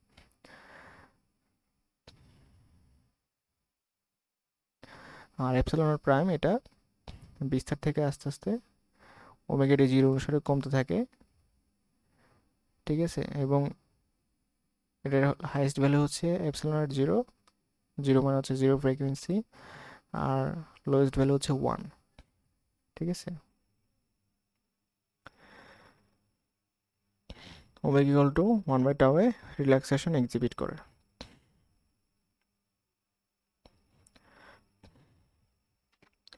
তো আমরা ওই যে ওমেগা ডি টাও থেকে এপসিলন আর বের করতে পারি। Epsilon epsilon R equal to হচ্ছে এপসিলন আর prime minus J omega epsilon আর ডাবল প্রাইম। রিয়েল যে এটা হচ্ছে রিয়েল পার্ট, এটা হচ্ছে imaginary part. Real part imaginary part দুটোই হচ্ছে ফ্রিকোয়েন্সি ডিপেন্ডেন্ট। এই ফ্রিকোয়েন্সি ডিপেন্ডেন্টটাই হচ্ছে গ্রাফে আমরা দেখতে পাচ্ছি যে ফ্রিকোয়েন্সির সাথে কিভাবে ভ্যারি করে। তো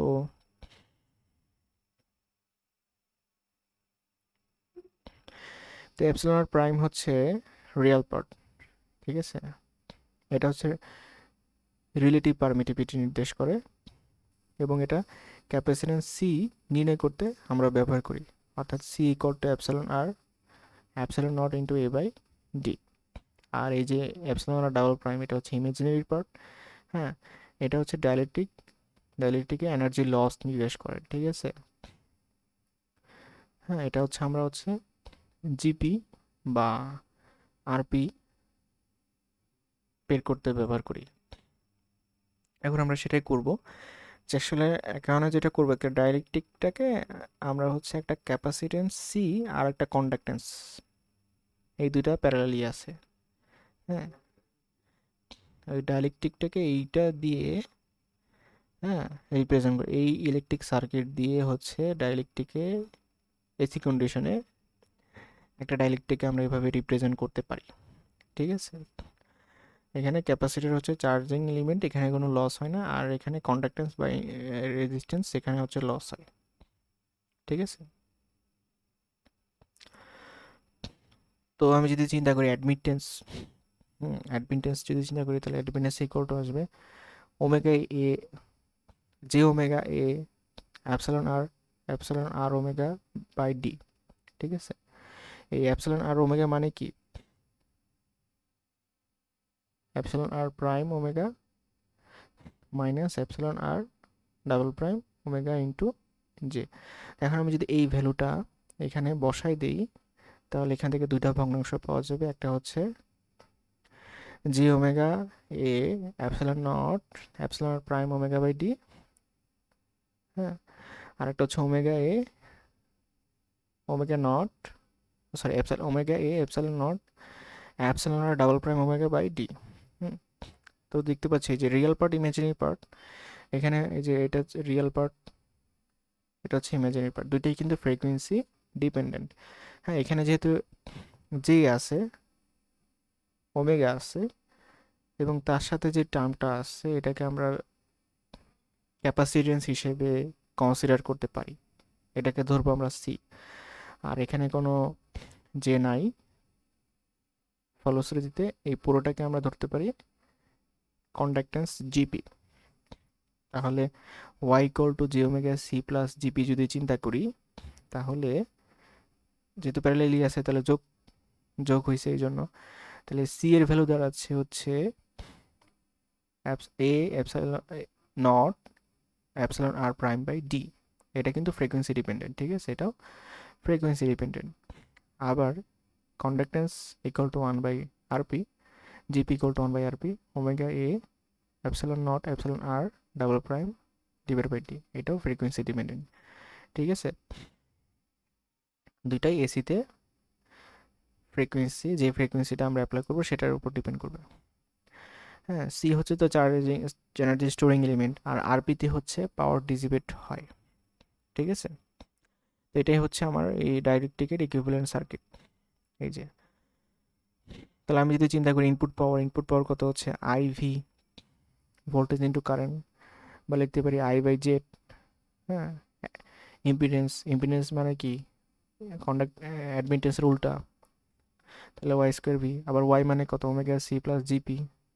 তো ভি স্কোয়ার দিয়ে গুণ করে দিই, তো omega C, G omega C V square by GP, V square into GP, GP মানে 1/rp। ঠিক আছে, তো এই হচ্ছে আমার, এটা হচ্ছে ইমাজিনারি পার্ট আর এটা হচ্ছে রিয়েল পার্ট। এই রিয়েল পার্টের কারণে হচ্ছে এখানে পাওয়ার লস হয়, এবং এই পাওয়ার লসটা কখন ম্যাক্সিমাম হয়? ওমেগা ইকুয়াল টু 1/টাউ হলে এইটা পিক ভ্যালু পাওয়া যায়। হ্যাঁ, আমরা ওমেগা থেকে কি পাবো? ওমেগা থেকে পাবো হচ্ছে rate of energy storage by the field, আর 1/টাউ থেকে পাবো হচ্ছে rate of energy transfer to the molecular solution.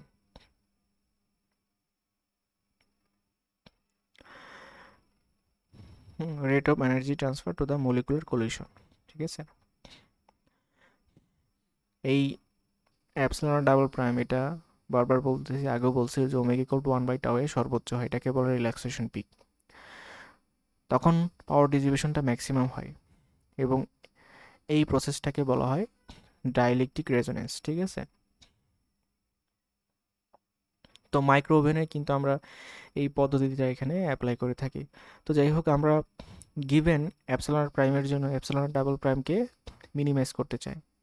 ঠিক আছে, এই জন্য আমরা যেটা ক্যালকুলেশন করব সেটা হচ্ছে লস টেনজেন্টের ইয়াটা নিয়ে আসবো। লস টেনজেন্ট ইকুয়াল, বা এটাকে আমরা লস ফ্যাক্টরে বলে থাকি, টেন ডেল ইকুয়াল টু হচ্ছে epsilon R double prime by epsilon r. এই লস টেনজেন্টটা হচ্ছে ফ্রিকোয়েন্সি ডিপেন্ডেন্ট, এবং এটা ওমেগা ইকুয়াল টু 1/টাউ এ পিক হয়। তাহলে আমি যদি এখন ডাইলেকট্রিক লস পার ইউনিট ভলিউমে হিসাব করি, W volume equal to power loss by volume. Power loss মানে হচ্ছে ভি স্কোয়ার বাই আরপি, আর ভলিউম, ক্যাপাসিটরের ভলিউম কত? এই পাতদ্বয়ের মধ্যবর্তী দূরত্ব ইন্টু পাতের এরিয়া, অর্থাৎ ডিএ। তাহলে আরপির ভ্যালুটা যদি এখানে বসাই, ঠিক আছে, হ্যাঁ, আরপি ইকুয়াল টু কত ছিল? Omega A epsilon not epsilon R double prime by D. হ্যাঁ, এটা যদি এখানে বসাই দিই তাহলে V square by RP into 1/ডিএ। তাহলে আসতেছে V square by D square epsilon, sorry V square by D square omega epsilon not epsilon r double prime. ঠিক আছে, এখন আমরা জানি যে ই ইকুয়াল টু হচ্ছে ভি বাই ডি, তার মানে E square equal to V square by D square. ঠিক আছে, তো এটা প্রতিস্থাপিত করে দিলাম। আবার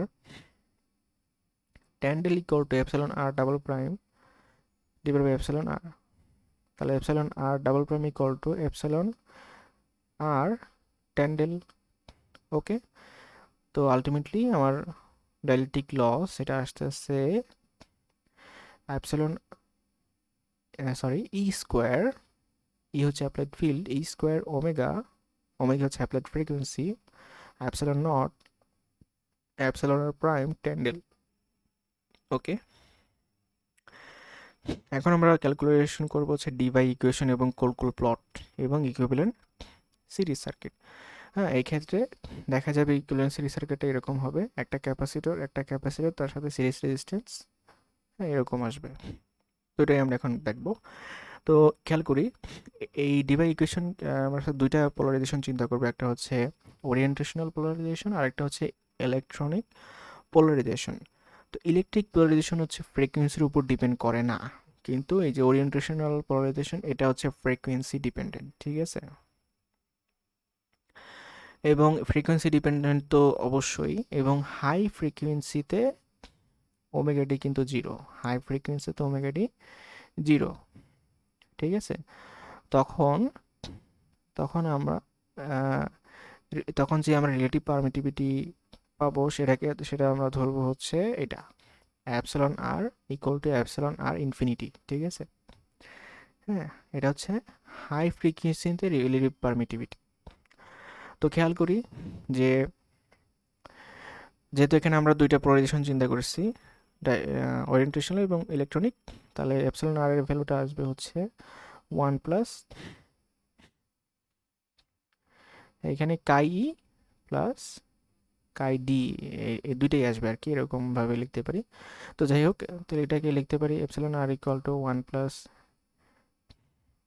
N by epsilon not alpha E, এটা হচ্ছে ইলেকট্রনিক পোলারাইজেশনের জন্য, আর N by alpha not, N by epsilon not alpha D omega. তো খেয়াল করি এখানে খুব বোঝার বিষয় যে এটা কিন্তু ফ্রিকোয়েন্সি ডিপেন্ডেন্ট না, ইলেকট্রনিক পোলারাইজেবিলিটি ফ্রিকোয়েন্সির উপর ডিপেন্ড করে না, কিন্তু এটা কিন্তু ফ্রিকোয়েন্সি ডিপেন্ডেন্ট, এই জন্য আমরা এখানে লিখছি আলফা ডি ওমেগা। ঠিক আছে, আলফা ডি ওমেগা, ওমেগা মানে ফ্রিকোয়েন্সি, হ্যাঁ জিরো ফ্রিকোয়েন্সিতে এটা, ইনফিনিটি ফ্রিকোয়েন্সিতে এটা। ঠিক আছে, মানে ফ্রিকোয়েন্সি ডিপেন্ডেন্ট বলতে গেলে। তো খেয়াল করি যে হ্যাঁ, তো আমি যদি এখন হাই ফ্রিকোয়েন্সি চিন্তা করি, হাই ফ্রিকোয়েন্সিতে কিন্তু আমাদের এরকম আসবে, হাই ফ্রিকোয়েন্সিতে হ্যাঁ এই টার্মটুকু জিরো হয়ে যাবে, তাহলে E R equal to 1 plus N by epsilon not আলফাই, কারণ এটা তো ফ্রিকোয়েন্সির উপর ডিপেন্ড করে না, আর হাই ফ্রিকোয়েন্সিতে এটা জিরো হয়ে যাবে। তাহলে তখন এই যে ভ্যালুটা এটাকে তখন আমরা বলবো হচ্ছে এপসিলন আর ইনফিনিটি। তাহলে epsilon R infinity equal to কত আসতেছে, এন প্লাস এই যে 1 plus N by alpha E by epsilon naught. ঠিক আছে, তাহলে এখন আমরা এই টার্মটুকুকে, যেটা ফ্রিকোয়েন্সির উপর ডিপেন্ড করে না, হ্যাঁ এইটুকুকে আমরা হচ্ছে অ্যাপসিলন আর ইনফিনিটি দিয়ে রিপ্লেস করে দিব, সাথে থাকবে কি N by epsilon not alpha D omega. এখন যদি আমি এখানে ডিসি কন্ডিশন চিন্তা করি, ডিসি মানে কি ফ্রিকোয়েন্সি জিরো, তাহলে E r DC equal to E r infinity plus N by epsilon not alpha D zero. ঠিক আছে, জাস্ট এখানে জিরো বসাইছি। তাহলে আমার এই ভ্যালুটা, এটার ভ্যালুটা কত আসতেছে, আমি যদি এটাকে পক্ষান্তর করে এই পাশে নিয়ে যাই, তাহলে N by epsilon not alpha D zero equal to epsilon R DC minus epsilon R infinity, অর্থাৎ ডিসি কন্ডিশনের রিলেটিভ পারমিটিভিটি হাই ফ্রিকোয়েন্সিতে রিলেটিভ পারমিটিভিটি, এই দুটার পার্থক্যের সমান। এখন আমরা ডিভাই ইকুয়েশন থেকে ক্যালকুলেশন করব, ডিভাই ইকুয়েশনটা দেখব। তো এখানে এই যে এটা রিয়েল পার্ট আর এটা হচ্ছে ইমেজিনারি পার্ট, এটা ইকুয়াল টু আমরা লিখতে পারি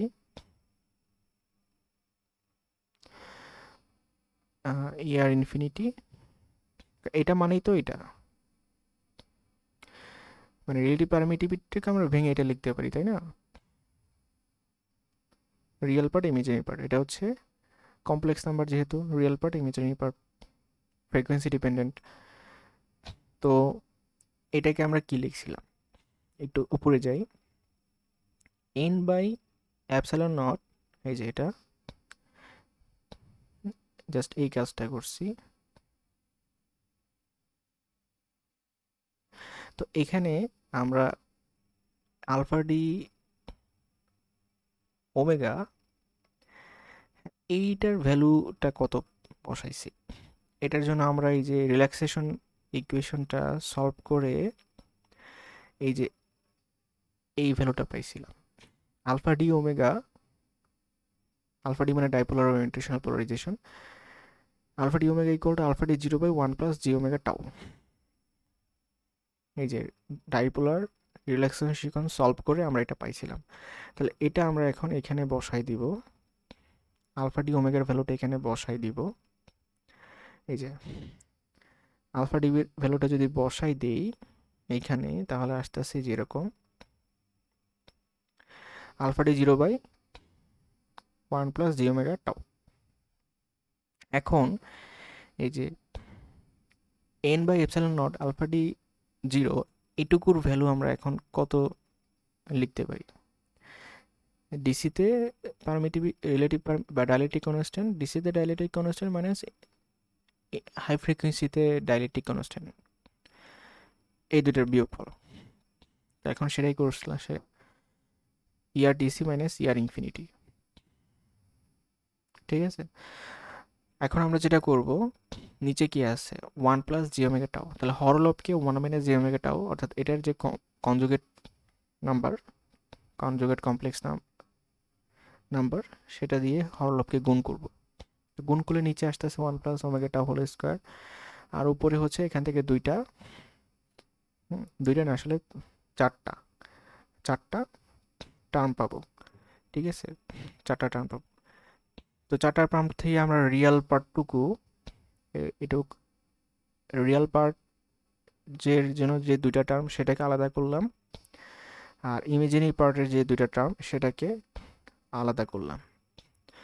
এখন কমপ্লেক্সের নাম্বারের যে কনসেপ্ট অনুসারে দুইটা কমপ্লেক্স নাম্বার যদি সমান হয়, তাহলে রিয়েল পার্টের সমান, ইমেজিনারি পার্টের সমান। তাহলে আমি যদি কম্পেয়ার করি, তাহলে আমাদের রিয়েল পার্ট ইকুয়াল টু আসতেছে epsilon R infinity plus epsilon r DC minus epsilon R infinity by one plus omega tau whole square, আর ইমেজিনারি পার্টটা আসতেছে হচ্ছে epsilon r DC minus epsilon R infinity into omega tau by one plus omega tau whole square. এটা হচ্ছে dielectric dielectric loss exhibit করে। ঠিক আছে, এটা ডায়ালেকট্রিক লস এক্সিবিট করে, এবং omega equal to one by টাওয়ে এই ডি বাই লসটা পিক হয়। Omega equal to one by টাওয়ে এই ডি বাই লসটা পিক হয়। ঠিক আছে, কারণ এখানে যদি আমি ওমেগা টাও ইকুয়াল টু ওয়ান বসাই, হ্যাঁ, তাহলে এটা ম্যাক্সিমাম ভ্যালুটা পাওয়া যাবে, এবং তখন আর এটা তো লসের জন্য দায়ী, ডাইলেকট্রিক লসের জন্য দায়ী, তাহলে লসটাও পিক হবে। ঠিক আছে, আমি যদি এখন এই এপসিলন আর ডাবল প্রাইম আর এপসিলন আর প্রাইম এই দুটোর যে গ্রাফ আঁকি, এই গ্রাফটাকে বলা হয় কোলকোল প্লট, এবং এটা দেখতে একটা সেমি সার্কেল বা অর্ধবৃত্তের মতো হবে। হ্যাঁ, এরকম হবে। এটা হচ্ছে অরিজিন। হুম, এই যে ওমেগা নট জিরো ফ্রিকোয়েন্সিতে পাওয়া যাবে হচ্ছে অ্যাপসিলন আর ডিসি। ঠিক আছে, আর হাই ফ্রিকোয়েন্সিতে পাওয়া যাবে হচ্ছে অ্যাপসিলন আর ইনফিনিটি। ঠিক আছে, মানে এই দুটোর ইন্টাররিলেশন দেখানো হয়েছে, দেখতে অনেকটা সেমি সার্কেলের মতো হবে। সো এই যে সার্কেলটা হচ্ছে এই যে লো ফ্রিকোয়েন্সিতে যেতে যেতে যেতে হাই ফ্রিকোয়েন্সিতে যাবে, এবং ওমেগা টু ওয়ান বাই টাবে এটা হচ্ছে অ্যাপসিলন আর ভ্যালুটা ম্যাক্সিমাম হবে। হ্যাঁ, এবং হাই ফ্রিকোয়েন্সিতে এই ভ্যালুটা পাওয়া যাবে।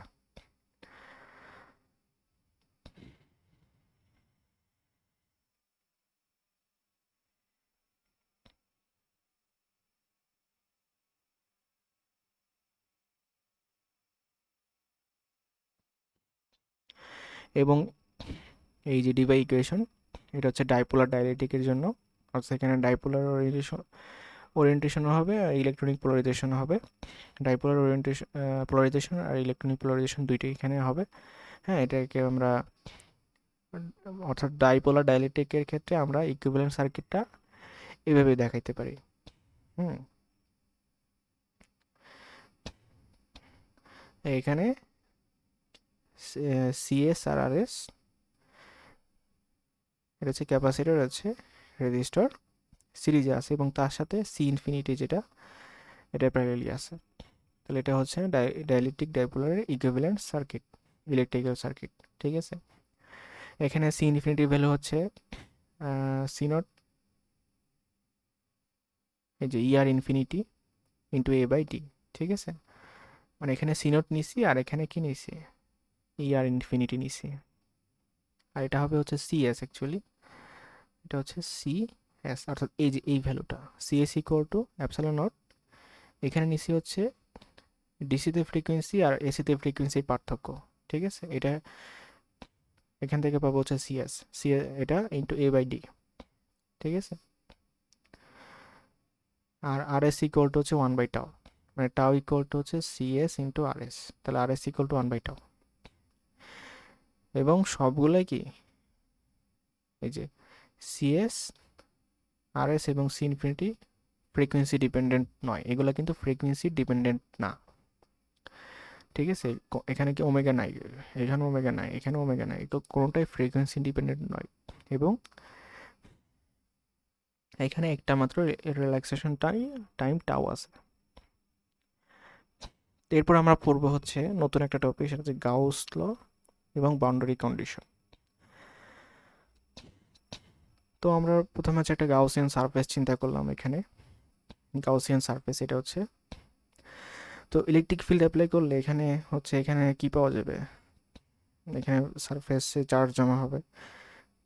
এখানে দেখানো হয়েছে সেটাই যে চার্জেস ইনসাইড দ্য সারফেস। ঠিক আছে, এবং এখানে আমি গাউস লয়ের একটা ক্ষুদ্র সারফেস এরিয়া চিন্তা করছি ডিএ, এটার ক্ষেত্রফল হচ্ছে ডিএ, এবং ওই সারফেসের সাথে পারপেন্ডিকুলার ফিল্ড হচ্ছে ইএন, মানে নর্মাল, সারফেসের সাথে নর্মাল এটা। এবং আউটগোয়িং দেখে এটাকে আমরা প্লাস ধরছি, যদি ইনগোয়িং হইতো তাহলে মাইনাস ধরতাম। এখন গাউস ল কি বলতেছে, গাউস ল বলতেছে the surface integral of the electric field normal to the surface is the total charge enclosed, অর্থাৎ ম্যাথমেটিক্যালি EN DA, হ্যাঁ এটা কিন্তু N, হ্যাঁ EN DA এর সারফেস ইন্টিগ্রাল ইকুয়াল টু হচ্ছে total charge enclose by the circle by epsilon naught. এই হচ্ছে Gauss law. Q total হচ্ছে বোথ ফ্রি এবং বাউন্ড চার্জ। ঠিক আছে, কিউ টোটাল বলতে আমরা এখানে বুঝবো হচ্ছে ফ্রি চার্জ এবং bound charge, bound polarization charge দুইটা মিলায়। এখন আমরা গাউস লটা অ্যাপ্লাই করব, একটা হচ্ছে ডাইলেকট্রিক, মানে ফ্রি স্পেসে দুইটা ক্যাপাসিটরের মাঝখানে যদি ফ্রি স্পেস থাকে সেই ক্ষেত্রে, এবং দেখবো যে আগের সূত্রগুলোর সাথে মিলে কিনা। এই হচ্ছে আমাদের একটা দুইটা মাঝখানে হচ্ছে ফ্রি স্পেস, তাহলে এখানে যে চার্জ জমা হবে সেটা হচ্ছে কিউ নট, এবং যে ইলেকট্রিক ফিল্ডটা পাওয়া যাবে এখানে সেটা অবশ্যই কি হবে, এখানে হচ্ছে এই প্লেটের সাথে নর্মাল হবে, বা প্লেটটা যেহেতু এরকম আয়তাকার এর সাথে পারপেন্ডিকুলার হবে। আর এই প্লেটের ক্ষেত্রফল হচ্ছে এরিয়া এ। তাহলে এখন আমি যদি চিন্তা করি, এটা যদি একটা চিন্তা করি গাউসিয়ান সারফেস, তাহলে গাউসিয়ান সারফেসে বলতেছে যে electric field normal to the surface হচ্ছে ই নট ইন্টু সারফেস, এবং এটার সারফেস ইন্টিগ্রাল অর্থাৎ E not into A equal to total charge হ্যাঁ, গাউসিয়ান সারফেসে টোটাল চার্জ যেটা সেটা হচ্ছে total charge enclosed by the surface equal to হচ্ছে Q not divided by permittivity, free স্পেসের পারমিটিভিটি এপসাইলন নট। ঠিক আছে, এখন খেয়াল করি যে এটাকে এই পাশে নিয়ে যায়, তাহলে কিউ নট ইন্টু এ মানে কি সিগমা নট। সিগমা নট হচ্ছে সারফেস চার্জ ডেন্সিটি।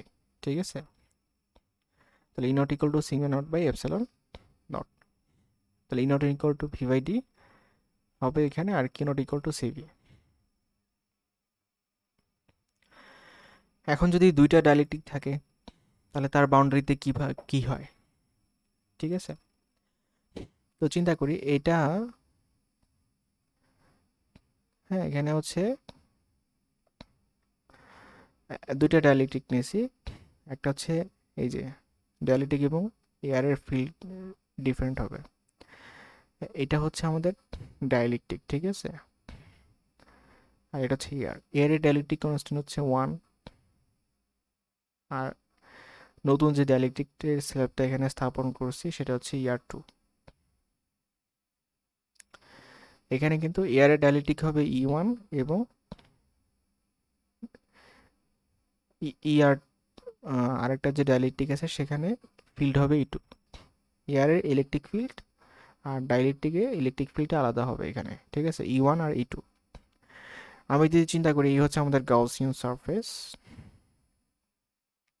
এটা হচ্ছে এয়ার এয়ার এবং ডাইলেকট্রিকের বাউন্ডারি। এখানে যদি আমি একটা গাউসিয়ান সারফেস চিন্তা করছি, তাহলে এখানে যে পরিমাণ চার্জ জমা হয়েছে সেটা কি মাইনাস এ সিগমা পি, অর্থাৎ আমরা জানি যে সিগমা পি ইকুয়াল টু হচ্ছে মাইনাস কিউপি বাই এ। তাহলে যে পরিমাণ চার্জ জমা হয়েছে সেটা হচ্ছে মাইনাস কিউপি, অর্থাৎ মাইনাস এ সিগমা পি হয়ে গেল। এখানে ইলেকট্রিক ফিল্ডটা হচ্ছে এই এয়ার ডাইলেকট্রিকের বাউন্ডারিতে ইনগোয়িং, এর জন্য এটাকে মাইনাস ধরবো, আর এটা হচ্ছে আউটগোয়িং, এর জন্য এটাকে প্লাস ধরবো। তাহলে গাউস ল আমাকে কি বলতেছে, সারফেস ইন্টিগ্রাল ইএন ডিএ হবে হচ্ছে E2 minus A minus E1 A, E2 A minus E1 A. তাহলে গাউস ল অনুসারে এইটা সমান সমান হবে total charge by epsilon not. ঠিক আছে, total charge by epsilon not. ঠিক আছে, তো এখন খেয়াল করি যে এই সিগমা পি মানে কি, পোলারাইজেশন ক্যাপিটাল পি, এটা কিন্তু ক্যাপিটাল পি, পোলারাইজেশন বুঝাইছে। আমরা দেখে আসছি যে এই যে sigma P equal to P, air ডাইলেকট্রিকে ইন্টারফেসে পোলারাইজেশন। ঠিক আছে, sigma P equal to P এর সমান হবে। তাহলে E2 minus E1 equal to minus P by E not, সেখান থেকে বলতে পারি যে E1 equal to E2 plus P by epsilon not. এখন আমরা জানি আবার যে পি ইকুয়াল টু লিখতে পারি অ্যাপসাইলন নট কাই E2, আবার এটা সমান সমান আমরা জানি যেহেতু epsilon R equal to epsilon r chi plus 1, তাহলে chi equal to epsilon r minus 1, epsilon r minus 1, তাহলে epsilon not epsilon r minus 1 epsilon R 2 minus 1 into E2, যেহেতু ডাইলেকট্রিক কনস্ট্যান্ট হচ্ছে ER2 এপসিলন আর 2, তাহলে P polarization P equal to epsilon not epsilon R 2 minus 1 into E2। তাহলে এখন পোলারাইজেশনের ভ্যালুটা যদি এখানে বসাই দেই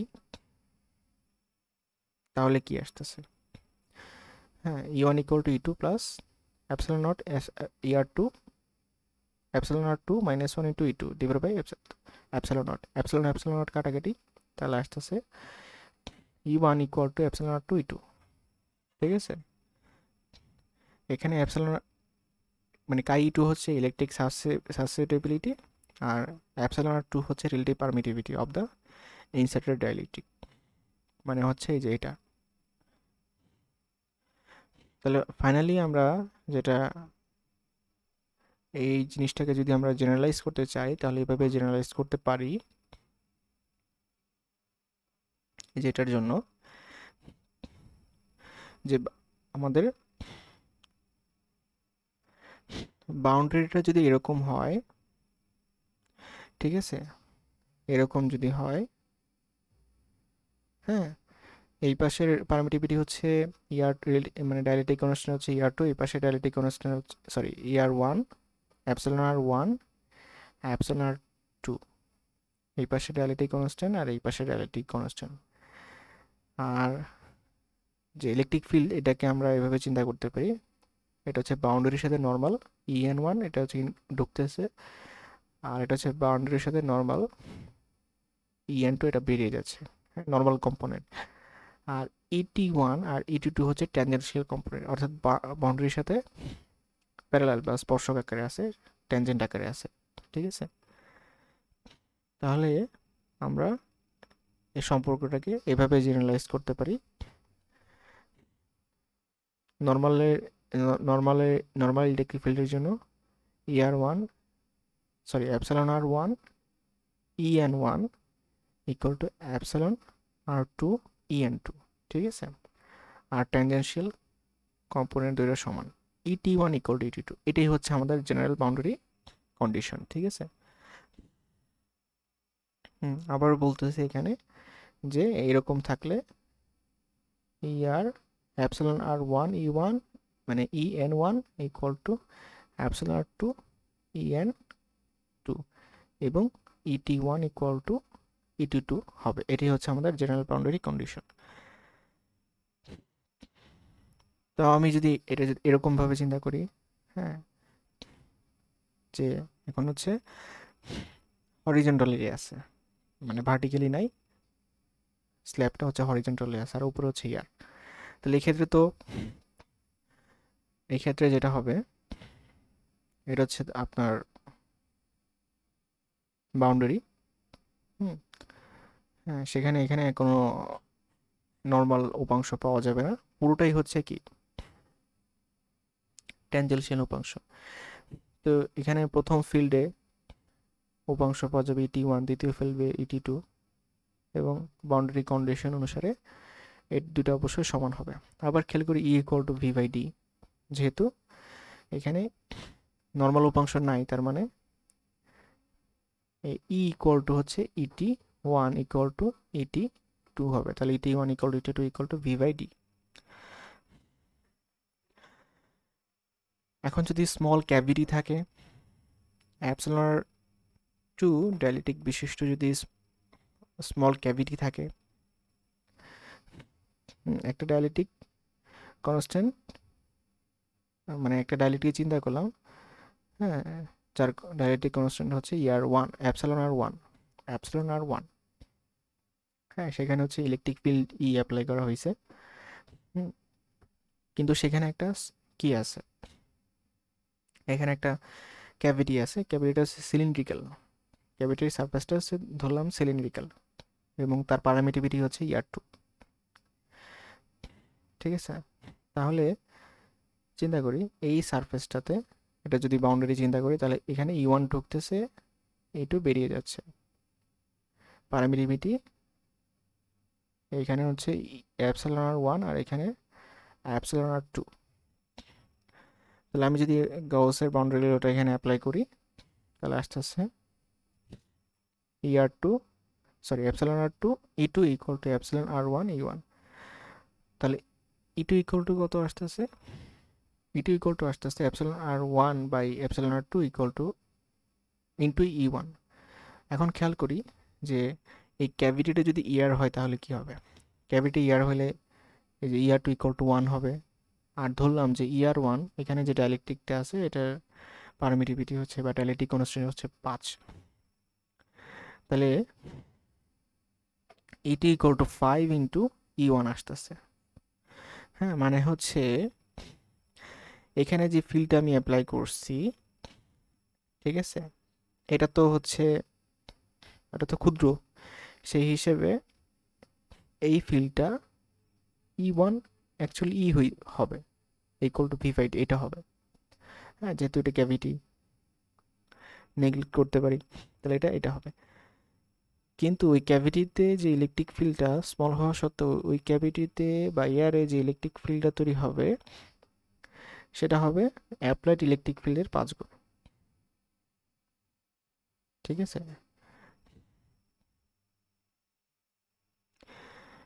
আমি যদি চিন্তা করি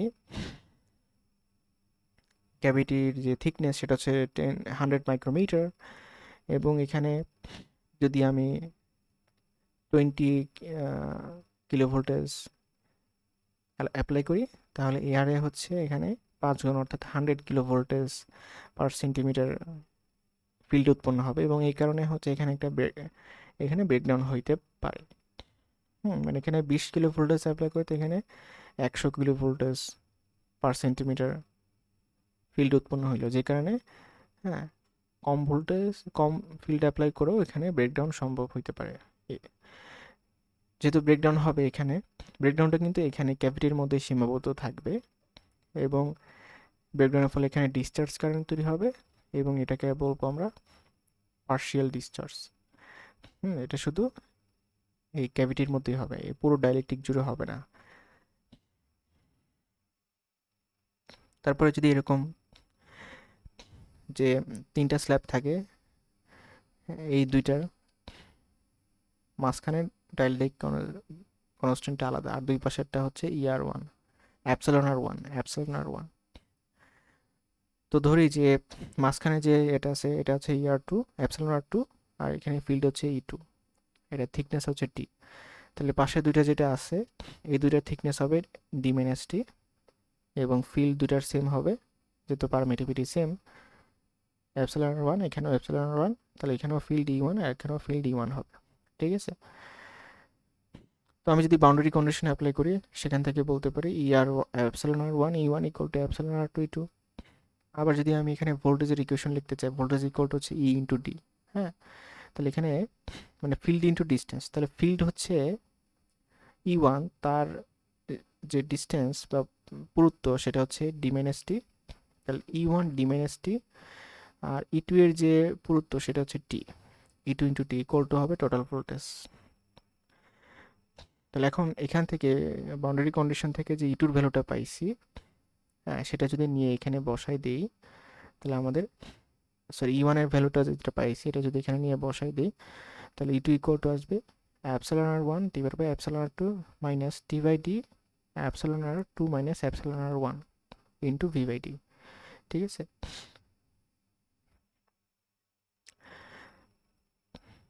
এখন যদি আমি চিন্তা করি T very very less than D, তাহলে টি বাই ডি কী হবে, অ্যাপ্রক্সিমেটলি 0 হবে, তখন এই টার্মটুকু আসলে 0 হয়ে যাবে, তখন আসতেছে E2 ইকুয়াল টু অ্যাপসিলন আর1 বাই অ্যাপসিলন আর2 ইন্টু ভি বাই ডি। হ্যাঁ, অর্থাৎ অ্যাপসিলন আর1 ডিভাইড বাই অ্যাপসিলন আর2 ইন্টু E1। এটা হচ্ছে আগেরটার মতো হয়ে গেল। হ্যাঁ, থিকনেসটা যদি খুব কম হয় তাহলে এরকম হবে, আর থিকনেসটা যদি বড় হয় তাহলে এরকম হবে। ডাইলেকট্রিক ব্রেকডাউন, ডাইলেকট্রিক ম্যাটেরিয়ালগুলো ইনসুলেটর হিসাবে ব্যবহার করা হয় যাতে এয়ারের আয়নাইজেশন প্রিভেন্ট করা যায়।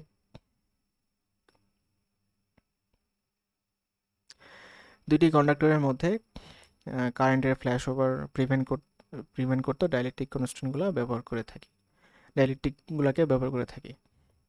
তো ভোল্টেজ বা ইলেকট্রিক ফিল্ডের একটা লিমিট আছে, তো এই লিমিটের বেশি বাড়ানো হইলে, মানে আমি লিমিটের একটা ভোল্টেজ, আমি যে ভোল্টেজটা এখানে অ্যাপ্লাই করব বা ইলেকট্রিক ফিল্ডে যদি অ্যাপ্লাই করবো, এটা একটা লিমিটের বেশি বাড়ানো যাবে না।